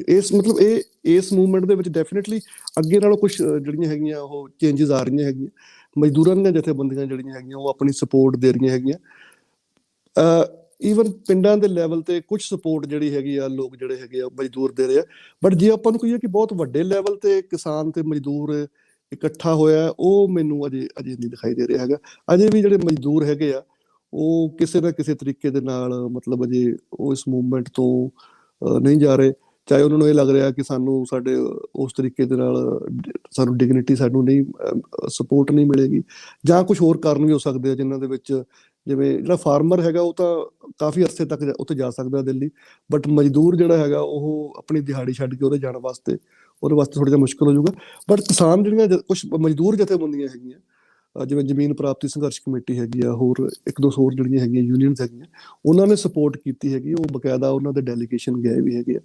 ਤੇ ਪਰ ਇਹ ਬਹੁਤ ਵੱਡੇ ਲੈਵਲ ਤੇ ਜਿਹੜੀ ਸਪੋਰਟ ਹੈਗੀ ਆ ਜਾਂ ਮਤਲਬ ਉਹਨਾਂ ਦਾ ਆਪਸ 'ਚ ਜਿਹੜਾ ਗੱਠ ਜੋੜਾ ਉਹ ਨਹੀਂ ਦਿਖਾਈ ਦੇ ਰਿਹਾ। ਜੀ ਸਰ, ਦੂਸਰੇ ਅਸੀਂ ਵੇਖਦੇ ਹਾਂ ਕਿ ਜਿਸ ਤਰ੍ਹਾਂ ਜਿਹੜੀ ਔਰਤਾਂ ਦਾ ਜਿਹੜਾ ਹੈ ਇਹਦੇ ਵਿੱਚ ਹਿੱਸਾ ਉਹ ਨਜ਼ਰ ਆਉਂਦਾ ਹੈ। ਤੇ ਐਕਚੁਅਲੀ ਤੁਸੀਂ ਉੱਥੇ ਕਿਸ ਤਰ੍ਹਾਂ ਵੇਖਦੇ ਹੋ ਕਿ ਜਿਹੜੀਆਂ ਖਵਾਤੀਨ ਦਾ ਇੱਕ ਉੱਥੇ ਜਿਹੜਾ ਕਿਰਦਾਰ ਹੈ, ਜਿਸ ਤਰ੍ਹਾਂ ਪਿੱਛੇ ਤੁਸੀਂ ਉਹਨਾਂ ਦਾ ਦਿਨ ਵੀ ਮਨਾਇਆ, ਉਹਦੇ ਵਿੱਚ ਉਹਨਾਂ ਦੀ ਹਵਾਲੇ ਨਾਲ ਤੁਸੀਂ ਸਾਨੂੰ ਥੋੜਾ ਜਿਹਾ ਅਗਰ ਦੱਸੋ ਕਿ ਕਿਸ ਤਰ੍ਹਾਂ ਦਾ ਉੱਥੇ ਮਾਹੌਲ ਹੈ? ਨਹੀਂ, ਔਰਤਾਂ ਦੀ ਤਾਂ ਡੈਫੀਨੇਟਲੀ ਮਤਲਬ ਕਾਫੀ ਵੱਡੀ ਪਾਰਟਿਸਿਪੇਸ਼ਨ ਹੈਗੀ ਆ। ਮਤਲਬ ਔਰਤਾਂ ਤੁਸੀਂ ਸਟੇਜ ਦੇ ਜੇ ਤੁਸੀਂ ਵੇਖੋ ਸਟੇਜਾਂ ਦੇ ਸਾਹਮਣੇ ਸਭ ਤੋਂ ਜ਼ਿਆਦਾ ਧਿਆਨ ਦੇ ਨਾਲ ਸੁਣਨ ਵਾਲੀਆਂ ਜਿਹੜੀਆਂ ਹੈਗੀਆਂ, ਡਿਸਿਪਲਿਨ ਜਿਹੜਾ ਕਰਾਊਡ ਹੈਗਾ ਉਹ ਔਰਤਾਂ ਦਾ ਹੈਗਾ। ਫਿਰ ਉੱਥੇ ਪ੍ਰੋਵੀਜ਼ਨਸ ਪ੍ਰੋਵਾਈਡ ਕਰਨ ਦੇ ਵਿੱਚ ਔਰਤਾਂ ਦਾ ਰੋਲ ਹੈਗਾ। ਯੰਗ ਜਿਹੜੀਆਂ ਲੜਕੀਆਂ ਹੈਗੀਆਂ ਬਹੁਤ ਵੱਡੇ ਪੱਧਰ ਤੇ ਜਿਹੜੀਆਂ ਹੈਗੀਆਂ ਉਹਨਾਂ ਨੇ ਸ਼ਮੂਲੀਅਤ ਕੀਤੀ ਹੈਗੀ। ਉਹ ਸਟੇਜਸ ਤੋਂ ਬੋਲਦੀਆਂ ਵੀ ਹੈਗੀਆਂ, ਉਹ ਕਲਚਰਲ ਐਕਟੀਵਿਟੀਜ਼ ਵੀ ਪਰਫਾਰਮ ਕਰਦੀਆਂ ਹੈਗੀਆਂ। ਤੇ ਇਨਫੈਕਟ ਇੱਕ ਜਿਹੜਾ ਨਵਾਂ ਫਨੋਮਨਾ ਹੁਣ ਪਿਛਲੇ 3-4 ਦਿਨ ਤੋਂ ਦਿਖਾ ਰਿਹਾ ਕਿ ਹਰਿਆਣੇ ਦੇ ਵਿੱਚ ਵੀ ਵਿਮਨ ਦੀ ਜਿਹੜੀ ਪਾਰਟਿਸਿਪੇਸ਼ਨ ਹੈਗੀ ਆ ਉਹ ਹੁਣ ਤੁਹਾਨੂੰ ਉਹ ਦਿਖਾਈ ਦਿੰਦੀ ਹੈਗੀ। ਉਹ ਟਰਾਲੀਆਂ ਦੇ ਵਿੱਚ ਨਾਅਰੇ ਲਾਉਂਦੀਆਂ ਤੁਹਾਨੂੰ ਉੱਥੇ ਦਿਖਾਈ ਦਿੰਦੀਆਂ। ਤੇ ਵਿਮਨ ਜਿਹੜੀ ਹੈਗੀ ਡੈਫੀਨੇਟਲੀ ਘਰ ਤੋਂ ਬਾਹਰ ਜਿਹੜੀ ਹੈਗੀ ਆ ਨਿਕਲੀ। ਕਈ ਵਿਮਨ ਐਕਟਿਵਿਸਟ ਜਿਹੜੀਆਂ ਹੈਗੀਆਂ ਉਹ ਸਾਹਮਣੇ ਆਈਆਂ ਹੈਗੀਆਂ। ਉਹਨਾਂ ਨੇ ਲੋਕਾਂ ਨੂੰ ਔਰਗੇਨਾਈਜ਼ ਕਰਨ ਦੇ ਵਿੱਚ, ਮੋਬਿਲਾਈਜ਼ ਕਰਨ ਦੇ ਵਿੱਚ ਵੀ ਉਹਨਾਂ ਦਾ ਰੋਲ ਹੈਗਾ, ਵਿਮਨ ਲੀਡਰਸ਼ਿਪ ਜਿਹੜੀ ਹੈਗੀ ਆ ਉਹ ਵੀ ਤੁਹਾਨੂੰ ਇਹਦੇ ਵਿੱਚ ਦਿਖਾਈ ਦਿੰਦੀ ਹੈਗੀ। ਜੀ ਸਰ, ਇੱਕ ਗੱਲ ਮੈਂ ਕਰਾਂਗਾ, ਜਿਹੜਾ ਸਾਡੇ ਇਸ ਪੰਜਾਬ ਦੇ ਨਾਲ, ਜਿਹੜਾ ਸਾਡੇ ਵਾਲੇ ਬੰਨੇ ਦਾ ਪੰਜਾਬ ਹੈ, ਉਧਰ ਵੀ ਕਾਫੀ ਦੇਰ ਗੱਲਬਾਤ ਚੱਲਦੀ ਪਈ ਵੀ ਹੈ। ਮਤਲਬ ਜਿਸ ਤਰ੍ਹਾਂ ਪੰਜਾਬ ਦੀ ਉਧਰ ਹਰਿਆਣਾ ਔਰ ਪੰਜਾਬ ਦੀ ਜਿਹੜੀ ਤਕਸੀਮ ਹੋਈ, ਔਰ ਅੱਜ ਉਹ ਦੋਵੇਂ ਇਕੱਠੇ ਆਪਣੀ ਗੱਲਬਾਤ ਕਰ ਰਹੇ ਨੇ, ਤੇ ਕੀ ਜਿਹੜੀ ਪਹਿਲੀ ਤਕਸੀਮ ਹੋਈ ਉਹਦੇ ਹਵਾਲੇ ਨਾਲ ਕੋਈ ਗੱਲਬਾਤ, ਜਾਂ ਕਿਸ ਤਰ੍ਹਾਂ ਦੀ ਉਹ ਗੱਲਬਾਤ ਹੁਣ ਕਰਦੇ ਨੇ? ਕਿਉਂਕਿ ਸਾਡੇ ਵਾਲੇ ਇਧਰਲੇ ਬੰਨੇ ਵੀ ਪੰਜਾਬ ਨੂੰ ਤਕਸੀਮ ਕਰਨ ਵਾਸਤੇ ਸਰਾਇਕੀ ਸੂਬੇ ਦੀ ਗੱਲ ਕੀਤੀ ਜਾਂਦੀ, ਜਿਹੜੀ ਕਿਤੇ ਉੱਤੇ ਹੀ ਤੈਅ ਹੁੰਦੀ ਹੈ, ਥੱਲੇ ਲੋਕਾਂ ਦੇ ਉਹਦੇ ਵਿੱਚ ਕੋਈ ਗੱਲਬਾਤ ਨਹੀਂ ਹੁੰਦੀ, ਤੇ ਉਹਨੂੰ ਤਕਸੀਮ ਕਰਨ ਦਾ ਕਦੀ ਉਹਦੇ ਉਧਰ ਜਿਹੜਾ ਸੈਕਟਰੀਏਟ ਬਣਾ ਦਿੰਦੇ ਨੇ ਪੰਜਾਬ ਦਾ, ਜਨੂਬੀ ਪੰਜਾਬ ਕਦੀ ਕਹਿੰਦੇ ਨੇ, ਕਦੀ ਸਰਾਇਕੀ ਸੂਬਾ ਕਹਿੰਦੇ ਨੇ। ਤੇ ਕੀ ਇਸ ਜਿਹੜਾ ਉਧਰ, ਔਰ ਮਿਸਾਲ ਇਹੀ ਦਿੱਤੀ ਜਾਂਦੀ ਹੈ ਜਿਹੜੀ ਕਿ ਉਧਰਲੇ ਪੰਜਾਬ ਦੇ ਵਿੱਚ ਵੇਖੋ ਉਹਨਾਂ ਨੇ ਤੇ ਇਦਾਂ ਕੀਤਾ, ਤੇ ਕੀ ਅੱਜ ਉਹ ਇਸ ਤਕਸੀਮ ਦੇ ਹਵਾਲੇ ਨਾਲ ਵੀ ਕੋਈ ਗੱਲਬਾਤ ਕਰਦੇ ਨੇ? ਦੇਖੋ, ਇਹਦੇ ਵਿੱਚ ਅਜੇ ਵੀ ਮਤਲਬ ਇਸ ਮੂਵਮੈਂਟ ਦੇ ਵਿੱਚ ਇੱਕ ਪਹਿਲੀ ਵਾਰ ਮਤਲਬ ਇਹ ਹੁਣ ਇੱਕ ਦੁਬਾਰਾ ਫੇਰ ਨਜ਼ਰਸਾਨੀ ਇਤਿਹਾਸ ਨੂੰ ਲੋਕ ਨਵੇਂ ਢੰਗ ਨਾਲ ਜਿਹੜਾ ਹੈਗਾ ਉਹ ਦੇਖਣ ਲੱਗ ਪਏ ਹੈਗੇ ਆ। ਤੇ ਇੱਕ ਵਿਊ ਪੁਆਇੰਟ ਇਹ ਵੀ ਹੈਗਾ ਕਿ ਯਾਰ ਪੰਜਾਬ ਹਰਿਆਣਾ ਜੇ ਅੱਡ ਹੋਏ ਤੇ ਇਹਨਾਂ ਨੇ ਖੱਟਿਆ ਕੀ? ਅਲਟੀਮੇਟਲੀ ਇਹਨਾਂ ਨੇ ਆਪਣੀ ਜਿਹੜੀ ਤਾਕਤ ਹੈਗੀ ਆ ਉਹੀ ਜਾਇਆ ਕੀਤੀ। ਉਹ ਜੇ ਤਾਕਤ ਜੇ ਇਕੱਠੇ ਹੁੰਦੇ, ਇਹਨਾਂ ਕੋਲੇ ਜਿਹੜਾ ਇਹਨਾਂ ਦਾ ਵੇਟ ਸੀਗਾ ਨੈਸ਼ਨਲ ਪੋਲਿਟਿਕਸ ਦੇ ਵਿੱਚ ਉਹ ਇੰਨਾ ਜ਼ਿਆਦਾ ਹੋਣਾ ਸੀਗਾ ਕਿ ਇਹੋ ਜਿਹਾ ਜਿਹੜਾ ਹੈਗਾ ਕਾਨੂੰਨ ਜਿਹੜਾ ਹੈਗਾ ਉਹ ਨਹੀਂ ਹੋਣਾ ਸੀਗਾ। ਸੋ ਇੱਕ ਤਰ੍ਹਾਂ ਦੀ ਨਜ਼ਰਸਾਨੀ ਤਾਂ ਡੈਫੀਨਿਟਲੀ, ਔਰ ਜਿਹੜੀਆਂ ਲੜਾਈਆਂ ਕੁਝ ਬਹੁਤ ਸਾਰੀਆਂ ਲੜਾਈਆਂ, ਜਿਵੇਂ ਪਾਣੀ ਦੀ ਲੜਾਈ ਆ, ਉਹ ਲੜਾਈ ਵੀ ਨਹੀਂ ਹੋਣੀ ਸੀਗੀ ਜੇ ਦੋਨੇ ਸਟੇਟਾਂ ਜਿਹੜੀਆਂ ਹੈਗੀਆਂ ਇਹ ਇਕੱਠੀਆਂ ਰਹਿੰਦੀਆਂ। ਸੋ ਇੱਕ ਤਰ੍ਹਾਂ ਦੀ ਇੱਕ ਨਜ਼ਰਸਾਨੀ ਡੈਫੀਨਿਟਲੀ, ਜਿਹੜਾ ਇਸ ਤੋਂ ਪਹਿਲਾਂ ਇੱਕ ਤਰੀਕੇ ਨਾਲ ਗਿਵਨ ਸੀਗਾ ਕਿ ਪੰਜਾਬ ਤੇ ਹਰਿਆਣਾ ਠੀਕ ਆ ਹੋ ਗਏ ਤੇ ਬਹੁਤ ਹੀ ਵਧੀਆ ਹੋ ਗਿਆ, ਉਹਦੇ ਬਾਰੇ ਦੁਬਾਰਾ ਫਿਰ ਇੱਕ ਰੀਥਿੰਕ ਜਿਹੜਾ ਹੈਗਾ ਉਹ ਹੋ ਰਿਹਾ ਹੈਗਾ। ਜੀ ਸਰ, ਇਹ ਕੁਐਸਚਨ ਕਿਉਂਕਿ ਸਰ ਮੈਂ ਇਸ ਤੋਂ ਪੁੱਛਿਆ ਕਿ ਇਧਰ ਸਾਡੇ ਵਾਲੇ ਬੰਨੇ ਵੀ ਇਹ ਗੱਲ ਬੜੀ ਕਾਮਨਲੀ ਕੀਤੀ ਜਾਂਦੀ ਹੈ ਕਿ ਉਧਰ ਇਹ ਕੀਤਾ।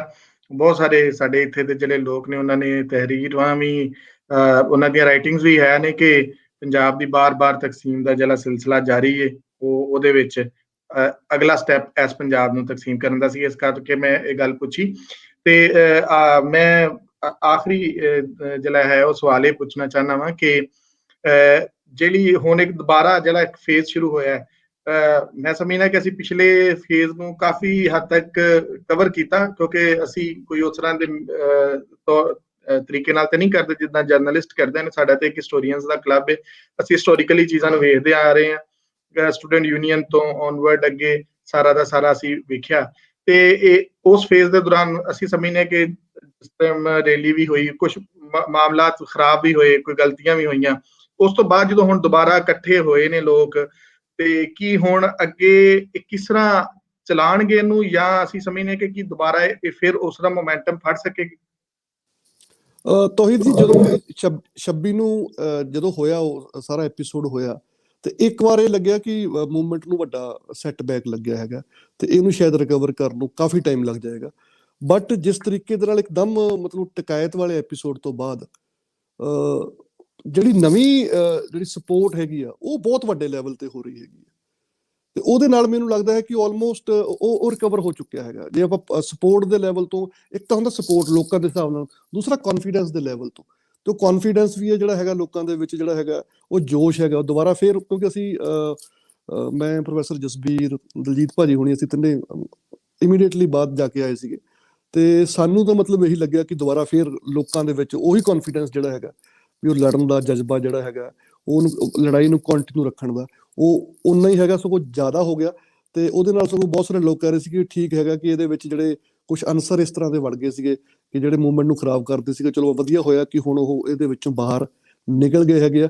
ਹੁਣ ਜਿਹੜੀ ਲੜਾਈ ਹੈ ਉਹ ਜ਼ਿਆਦਾ ਮਜ਼ਬੂਤੀ ਨਾਲ ਤੇ ਜ਼ਿਆਦਾ ਵਧੀਆ ਢੰਗ ਨਾਲ ਲੜੀ ਜਾ ਸਕਦੀ ਹੈ। ਸੋ ਇਹ ਵੀ ਇੱਕ ਵਿਊ ਪੁਆਇੰਟ ਜਿਹੜਾ ਹੈਗਾ ਉੱਥੇ ਇੱਕ ਆਮ ਕਿਸਾਨਾਂ ਦੇ ਵਿੱਚ ਇਹ ਨਜ਼ਰ ਆ ਰਿਹਾ ਸੀਗਾ। ਜੀ ਸਰ, ਅੱਜ ਦੇ ਇਸ ਪ੍ਰੋਗਰਾਮ ਦੇ ਹਵਾਲੇ ਨਾਲ ਮੈਂ ਤੁਹਾਡਾ ਬਹੁਤ ਸ਼ੁਕਰਗੁਜ਼ਾਰ ਹਾਂ ਕਿ ਤੁਸੀਂ ਅੱਜ ਆਏ, ਔਰ ਸਾਡੇ ਅੱਜ ਦੇ ਇਸ ਪ੍ਰੋਗਰਾਮ ਦੇ ਹਵਾਲੇ ਨਾਲ, ਕਿਉਂਕਿ ਅਸੀਂ ਲਾਸਟ ਟਾਈਮ ਹੀ ਆਪਸ 'ਚ ਰਾਬਤਾ ਕੀਤਾ ਸੀ ਕਿ ਅਸੀਂ ਕਰਾਂਗੇ, ਲੇਕਿਨ ਅਸੀਂ ਉਹ ਟਾਈਮ ਲਿਆ ਕੇ ਜੀ ਇਸ ਟਾਈਮ ਤੋਂ ਬਾਅਦ ਹੀ ਤੁਸੀਂ ਕਿਹਾ ਕਿ ਮੈਂ ਗੱਲ ਕਰਾਂਗਾ ਤਾਂ ਕਿ ਚੀਜ਼ਾਂ ਬਿਹਤਰ ਹੋਣ। ਅੱਜ ਬਹੁਤ ਅੱਛੇ ਤਰੀਕੇ ਨਾਲ ਸਾਨੂੰ ਸਾਰੀ ਗੱਲਬਾਤ ਦੀ ਸਮਝ ਵੀ ਆਈ, ਔਰ ਗੱਲਬਾਤ ਤੁਹਾਡੇ ਕੋਲ ਸੁਣ ਕੇ ਬੜਾ ਮਜ਼ਾ ਵੀ ਆਇਆ। ਮੈਂ ਤੁਹਾਨੂੰ ਰਿਕੁਐਸਟ ਕਰਾਂਗਾ ਕਿ ਸਾਡੀ ਜਿਹੜੀ ਕਮੈਂਟ ਬਾਕਸ ਉਹਦੇ ਵਿੱਚ ਸਾਡੇ ਬਹੁਤ ਸੀਨੀਅਰ ਪ੍ਰੋਫੈਸਰ ਸੁਖਦੇਵ ਸੋਲ ਸਾਹਿਬ, ਜਸਬੀਰ ਸਿੰਘ ਜੀ ਪ੍ਰੋਫੈਸਰ ਸਾਹਿਬ, ਪ੍ਰੋਫੈਸਰ ਹਰਦੀਪ ਕੌਰ ਵੜੈਚ, ਔਰ ਬਾਕੀ ਸਾਡੇ ਦੋਸਤਾਂ ਨੇ ਕੁਝ ਕਮੈਂਟ ਕੀਤੇ ਨੇ ਤੇ ਤੁਸੀਂ ਸਰ ਨੂੰ ਜ਼ਰਾ ਵੇਖ ਲਵੋ, ਅਗਰ ਕੋਈ ਉਹਨਾਂ ਦਾ ਆਨਸਰ ਕਰਨਾ ਚਾਹੋ ਤੇ ਸਰ ਜ਼ਰੂਰ ਕਰ ਦੇਣਾ। ਅੱਜ ਦੇ ਇਸ ਪ੍ਰੋਗਰਾਮ ਵਾਸਤੇ ਸਰ ਬਹੁਤ-ਬਹੁਤ ਸ਼ੁਕਰੀਆ ਤੁਹਾਡਾ। ਥੈਂਕ ਯੂ ਜੀ, ਥੈਂਕਸ ਅ ਲੋਟ। ਮੇਰੇ ਨਾਲ ਜਿਹੜੇ ਸਾਡੇ ਦੋਸਤ ਵੇਖਣ ਵਾਲੇ ਨੇ ਉਹਨਾਂ ਦਾ ਵੀ ਬਹੁਤ-ਬਹੁਤ ਸ਼ੁਕਰੀਆ। ਮੈਂ ਜਾਂਦਿਆਂ ਹੋਇਆਂ ਦੱਸਦਾ ਜਾਵਾਂ ਕਿ ਪ੍ਰੋਗਰਾਮਾਂ ਦੇ ਵਿੱਚ ਜਿਹੜਾ ਵਕਫਾ ਜ਼ਿਆਦਾ ਲੰਬਾ ਆ ਰਿਹਾ ਹੈ, ਉਸ ਵਾਸਤੇ ਮੈਂ ਦੋਸਤਾਂ ਦੇ ਕੋਲੋਂ ਮਾਜ਼ਰਤ ਚਾਹੁੰਦਾ ਹੈ, ਕਿਉਂਕਿ ਸਾਡਾ ਜਿਹੜਾ ਪ੍ਰੋਗਰਾਮ ਹਰ ਸਾਲ ਆਉਂਦਾ ਹੈ ਲਾਇਲਪੁਰ ਸੁਲੇਖ ਮੇਲੇ ਦਾ। ਅਸੀਂ ਪੰਜਾਬੀ ਲਿਟਰੇਰੀ ਫੈਸਟੀਵਲ ਪਿਛਲੇ 5 ਸਾਲ ਤੋਂ ਕਰਾ ਰਹੇ ਹਾਂ ਤੇ ਹੁਣ 6ਵਾਂ ਸਾਡਾ ਲਾਇਲਪੁਰ ਸੁਲੇਖ ਮੇਲਾ, ਲਾਇਲਪੁਰ ਪੰਜਾਬੀ ਸੁਲੇਖ ਮੇਲਾ ਆ ਰਿਹਾ ਹੈ। ਉਸ ਵਾਸਤੇ ਅਸੀਂ ਕੰਮ ਵਿੱਚ ਕਾਫੀ ਜ਼ਿਆਦਾ ਮਸਰੂਫ ਹਾਂ ਔਰ ਉਹ ਮੇਲਾ ਜਿਹੜਾ 10 ਫਰਵਰੀ ਤੋਂ ਸਾਡਾ ਸ਼ੁਰੂ ਹੋਏਗਾ ਔਰ ਉਹ ਤੁਸੀਂ ਲਾਈਵ ਵੀ ਵੇਖ ਸਕੋਗੇ। ਇਸ ਪ੍ਰੋਗਰਾਮ ਜਿਹੜਾ ਚੱਲਦਾ ਪਿਆ ਹੈ ਸਾਡੇ ਫੇਸਬੁੱਕ ਰਾਹੀਂ ਔਰ YouTube ਰਾਹੀਂ, ਔਰ ਇਹ ਜਿਹੜਾ ਹੈ ਤੁਹਾਨੂੰ ਲਾਇਲਪੁਰ ਯੰਗ ਹਿਸਟੋਰੀਅਨ ਕਲੱਬ ਤੇ ਵੀ ਲਾਈਵ ਮਿਲੇਗਾ ਔਰ ਪੰਜਾਬੀ ਲਹਿਰ ਤੇ ਵੀ ਲਾਈਵ ਮਿਲੇਗਾ। ਤੇ ਅਸੀਂ ਉਸ ਕੰਮ ਦੇ ਵਿੱਚ ਲੱਗੇ ਹੋਏ ਹਾਂ। ਅਸੀਂ ਅੱਜ ਸ਼ਾਮ ਤੱਕ ਔਰ ਸਵੇਰ ਤੱਕ ਅਸੀਂ ਸਾਰੇ ਪ੍ਰੋਗਰਾਮ ਪਹਿਲੇ ਅਸੀਂ ਇੱਕ ਸਲਾਈਡ ਦੇ ਥਰੂ ਸ਼ੇਅਰ ਕੀਤੇ, ਹੁਣ ਅਸੀਂ ਇਹਨੂੰ ਸਾਰੇ ਨੂੰ ਇਕੱਠਾ ਜਿਹੜਾ ਹੈ ਉਹ ਸ਼ੇਅਰ ਕਰ ਦਿਆਂਗੇ। ਔਰ ਮੈਂ ਇਹ ਰਿਕੁਐਸਟ ਕਰਾਂਗਾ ਸਾਰੇ ਦੋਸਤਾਂ ਤੋਂ ਕਿ ਪਹਿਲੀ ਵਾਰ ਹੋ ਰਿਹਾ ਕਿ ਸਾਡਾ ਇਹ 6ਵਾਂ ਲਾਇਲਪੁਰ ਪੰਜਾਬੀ ਸੁਲੇਖ ਮੇਲਾ ਜਿਹੜਾ ਆਨਲਾਈਨ ਜਾ ਰਿਹਾ ਹੈ, ਤੇ ਮੈਂ ਰਿਕੁਐਸਟ ਕਰਾਂਗਾ ਆਪਣੇ ਸਾਰੇ ਦੋਸਤਾਂ ਤੋਂ ਕਿ ਤੁਸੀਂ ਇਹਨੂੰ ਬਹੁਤ ਜ਼ਿਆਦਾ ਸ਼ੇਅਰ ਕਰਨਾ, ਵੇਖਣਾ। ਔਰ ਪਿਛਲੇ 5 ਸਾਲ ਦਾ ਵੀ ਅਸੀਂ ਬਹੁਤ ਸਾਰੀਆਂ ਚੀਜ਼ਾਂ ਜਿਹੜੀਆਂ ਨੇ ਫੇਸਬੁੱਕ ਤੇ ਰੱਖੀਆਂ, ਤੁਸੀਂ ਉਹਨੂੰ ਵੀ ਵੇਖਣਾ। ਮੈਂ ਸਮਝਦਾ ਕਿ ਪੰਜਾਬੀ ਦਾ ਜਿਹੜਾ ਪਹਿਲੇ ਤੋਂ ਲੈ ਕੇ ਹੁਣ ਤੱਕ ਜਿਹੜਾ ਅਸੀਂ ਜਿਹੜਾ ਆਪਣਾ ਸੁਲੇਖ ਮੇਲਾ ਕਰ ਰਹੇ ਹਾਂ, ਪੰਜਾਬੀ ਜ਼ੁਬਾਨ ਦਾ ਪਹਿਲਾ ਆਪਣੇ ਵੱਲੋਂ ਤੇ ਅਸੀਂ ਸਮਝਦੇ ਹਾਂ ਕਿ ਸਾਡਾ ਪਹਿਲਾ ਹੀ ਇਹ ਸੁਲੇਖ ਮੇਲਾ ਸੀ ਜਿਹਦੇ ਨਾਲ ਅਸੀਂ ਪੂਰੀ ਦੁਨੀਆ ਤੋਂ ਲੋਕਾਂ ਨੂੰ ਇੰਗੇਜ ਕੀਤਾ। ਔਰ ਅੱਜ ਅਸੀਂ ਇਹ 6 ਸਾਲ ਮੁਸਲਸਲ, ਇਸ ਵਾਰੀ ਸਾਨੂੰ 6ਵਾਂ ਸਾਡਾ ਇਹ ਲਿਟਰੇਰੀ ਫੈਸਟੀਵਲ ਹੋਏਗਾ। ਸਾਰੇ ਦੋਸਤਾਂ ਤੋਂ ਰਿਕੁਐਸਟ ਹੈ ਕਿ ਤੁਸੀਂ ਉਹਦੇ ਚ ਜ਼ਰੂਰ ਪਾਰਟਿਸਿਪੇਟ ਕਰਨਾ। ਸਾਡੇ ਨਾਲ ਪੂਰੀ ਦੁਨੀਆ ਤੋਂ ਜਿਹੜੇ ਪੰਜਾਬੀ ਦੇ ਸਕਾਲਰਸ ਨੇ ਉਹ ਆ ਰਹੇ ਨੇ। ਸਾਡੀ ਓਪਨਿੰਗ ਸੈਸ਼ਨ ਤੋਂ ਲੈ ਕੇ ਤੇ ਆਖਰੀ ਦਿਨ ਤੱਕ ਉਹ ਸਾਰੇ ਸਕਾਲਰਸ ਜਿਹੜੇ ਨੇ ਸਾਡੇ ਨਾਲ ਮੁਖਤਲਿਫ ਜਿਹੜੇ ਟੌਪਿਕਸ ਦੇ ਉੱਪਰ ਰਹਿਣਗੇ। ਜਿਸ ਤਰ੍ਹਾਂ ਅਸੀਂ ਹਰ ਸਾਲ ਮੇਲਾ ਜਿਹੜਾ ਹੈ ਉਹ ਕਿਸੇ ਨਾ ਕਿਸੇ ਪੰਜਾਬ ਦੇ ਵੱਡੇ ਇਵੈਂਟ ਦੇ ਨਾਂ ਕਰਨੇ, ਕਿਸੇ ਐਸੇ ਸ਼ਖਸੀਅਤ ਦੇ ਨਾਂ ਕਰਨੇ ਜਿਨ੍ਹਾਂ ਦਾ ਪੰਜਾਬ ਦੀ ਤਾਰੀਖ ਵਿੱਚ ਬਹੁਤ ਵੱਡਾ ਹਿੱਸਾ ਰਿਹਾ। ਸੋ ਇਸ ਵਾਰੀ ਜਿਹੜਾ ਮੇਲਾ ਹੈ ਉਹ ਗੁਰਦੁਆਰਾ ਲਹਿਰ ਦੇ 100 ਸਾਲ ਪੂਰੇ ਹੋਣ ਤੇ ਅਸੀਂ ਇਹ ਮੇਲਾ ਜਿਹੜਾ ਗੁਰਦੁਆਰਾ ਲਹਿਰ ਦੇ ਨਾਂ ਕੀਤਾ ਹੈ। ਇਹਦੇ ਵਿੱਚ ਹੋਣ ਵਾਲੇ ਪ੍ਰੋਗਰਾਮ ਜਿਹੜੇ ਨੇ, ਪਹਿਲਾ ਸਾਡਾ ਓਪਨਿੰਗ ਸੈਸ਼ਨ ਹੋਏਗਾ। ਓਪਨਿੰਗ ਸੈਸ਼ਨ ਦੇ ਵਿੱਚ ਸਾਡੇ ਨਾਲ ਜਿਹੜੇ ਨੇ ਉਹ ਪ੍ਰੋਫੈਸਰ ਸੁਖਦੇਵ ਸੋਲ ਸਾਹਿਬ ਹੋਣਗੇ, ਪ੍ਰੋਫੈਸਰ ਪਿਸ਼ੌਰਾ ਸਿੰਘ ਜੀ ਹੋਣਗੇ, ਪ੍ਰੋਫੈਸਰ ਉਪਿੰਦਰਜੀਤ ਤੱਖਰ ਹੋਣਗੇ ਔਰ ਪ੍ਰੋਫੈਸਰ ਮਨਜ਼ੂਰ ਇਜਾਜ਼ ਸਾਹਿਬ ਹੋਣਗੇ। ਇਹ ਸਾਡਾ ਜਿਹੜੇ ਓਪਨ ਕਰਨਗੇ ਸਾਡੇ ਮੇਲੇ ਨੂੰ। ਉਸ ਤੋਂ ਬਾਅਦ ਫਿਰ ਗੁਰਦੁਆਰਾ ਲਹਿਰ ਔਰ ਅਜੋਕਾ ਪੰਜਾਬ ਤੇ ਗੱਲ ਹੋਏਗੀ, ਜਿਸ ਵਿੱਚ ਸਾਡੇ ਬਹੁਤ ਸਾਰੇ ਸਕਾਲਰ ਜਿਹੜੇ ਨੇ ਉਹ ਆਣਗੇ, ਜਿਹਦੇ ਵਿੱਚ ਪ੍ਰੋਫੈਸਰ ਅਮਨਦੀਪ ਬਲ ਜੀ ਹੋਣਗੇ, ਅਮਰ ਰਿਆਜ਼ ਸਾਹਿਬ ਹੋਣਗੇ ਔਰ ਸਾਡੇ ਨਾਲ ਹਰਜਿੰਦਰ ਜੀ ਆਸਟ੍ਰੇਲੀਆ ਤੋਂ ਹੋਣਗੇ ਔਰ ਖੋਲਾ ਚੀਮਾ ਉਹਨਾਂ ਨੂੰ ਮੋਡਰੇਟ ਕਰਨਗੇ। ਇਸ ਤਰ੍ਹਾਂ ਹੀ ਸਾਡਾ ਜਿਹੜਾ ਸੈਕੰਡ ਸੈਸ਼ਨ ਹੀ ਉਹ ਨੈਣ ਸੁੱਖ ਹੋਰਾਂ ਦੀ ਜਿਹੜੀ ਨਵੀਂ ਕਿਤਾਬ ਆਈ ਹੈ ਉਸ ਤੇ ਦੂਸਰਾ ਸੈਸ਼ਨ ਜਿਹੜਾ ਹੈ ਉਹ ਸਾਡਾ ਹੋਏਗਾ ਵਰਚੁਅਲ ਪੰਜਾਬ ਦੇ ਹਵਾਲੇ ਨਾਲ। ਕਰੋਨਾ ਵਰਡ ਔਰ ਵਰਚੁਅਲ ਪੰਜਾਬ, ਕਰੋਨਾ ਦੇ ਦਿਨਾਂ 'ਚ ਜਿਹੜੇ ਆਨਲਾਈਨ ਪ੍ਰੋਗਰਾਮ ਕਰਨ ਵਾਲੇ ਮੁਖਤਲਿਫ ਜਿਹੜੇ ਲੋਕਾਂ ਨੇ ਕੀਤੇ, ਉਹ ਸਭ ਲੋਕ ਉਸ ਵਿੱਚ ਮੌਜੂਦ ਹੋਣਗੇ। ਇਸ ਤੋਂ ਜਿਹੜਾ ਸਾਡਾ ਤੀਸਰਾ ਸੈਸ਼ਨ ਹੈ ਉਹ ਨੈਣ ਸੁੱਖ ਹੋਰਾਂ ਦੀ ਇੱਕ ਨਵੀਂ ਕਿਤਾਬ, ਜਿਹੜੀ ਉਹਨਾਂ ਦੀ ਕਹਾਣੀਆਂ ਦੀ ਨਵੀਂ ਕਿਤਾਬ ਆਈ ਹੈ ਜੋਗੀ ਸਪਤਰਾ ਦੇ ਨਾਮ ਤੋਂ, ਉਹਦੇ ਤੇ ਗੱਲਬਾਤ ਹੋਏਗੀ। ਔਰ ਫਿਰ ਇਸ ਤਰ੍ਹਾਂ ਹੀ ਸਾਡਾ ਜਿਹੜਾ ਚੌਥਾ ਜਿਹੜਾ ਸੈਸ਼ਨ ਹੈ ਉਹ ਭਗਤੀ ਲਹਿਰ ਤੇ ਅਜੋਕਾ ਪੰਜਾਬ ਦੇ ਹਵਾਲੇ ਨਾਲ ਹੋਏਗਾ। ਜੋ ਭਗਤੀ ਲਹਿਰ ਸੀ, ਭਗਤੀ ਲਹਿਰ ਦੇ ਵਿੱਚ ਸਾਡੇ ਨਾਲ ਸਾਡੇ ਬਹੁਤ ਸਾਰੇ ਸੀਨੀਅਰ ਦੋਸਤ ਜਿਹੜੇ ਨੇ ਉਹਦੇ ਤੇ ਗੱਲਬਾਤ ਕਰਨੇ, ਜਿਸ ਤਰ੍ਹਾਂ ਅੰਸ਼ੂ ਮਲਹੋਤਰਾ ਜੀ ਹੋਣਗੇ, ਨੈਣ ਸੁੱਖ ਹੋਰੀ ਹੋਣਗੇ, ਇਸ ਤਰ੍ਹਾਂ ਚਕਾਲੀ ਜੀ ਹੋਣਗੇ, ਰਾਜਕੁਮਾਰ ਹੰਸ ਸਾਹਿਬ ਹੋਣਗੇ। ਔਰ ਇਸ ਤੋਂ ਵੱਖ ਜਿਹੜਾ ਹੈ ਉਹ ਸਾਡੇ ਕੋਲ ਜਿਹੜਾ ਅਗਲਾ ਸੈਸ਼ਨ ਹੋਏਗਾ ਉਹ ਪੰਜਾਬੀ ਤਰਜਮਾਕਾਰੀ ਤੇ ਹੋਏਗਾ। ਉਸ ਵਿੱਚ ਸਾਡੇ ਨਾਲ ਪ੍ਰੋਫੈਸਰ ਐਨ ਮਰਫੀ ਜੀ ਬ੍ਰਿਟਿਸ਼ ਕੋਲੰਬੀਆ ਯੂਨੀਵਰਸਿਟੀ ਤੋਂ, ਪ੍ਰੋਫੈਸਰ ਜ਼ੁਬੈਰ ਸਾਹਿਬ ਕਿਤਾਬ ਤਰਜਨ ਤੋਂ, ਪ੍ਰੋਫੈਸਰ ਜਮੀਲ ਅਹਿਮਦ ਪਾਲ ਸਾਹਿਬ ਹੋਣਗੇ।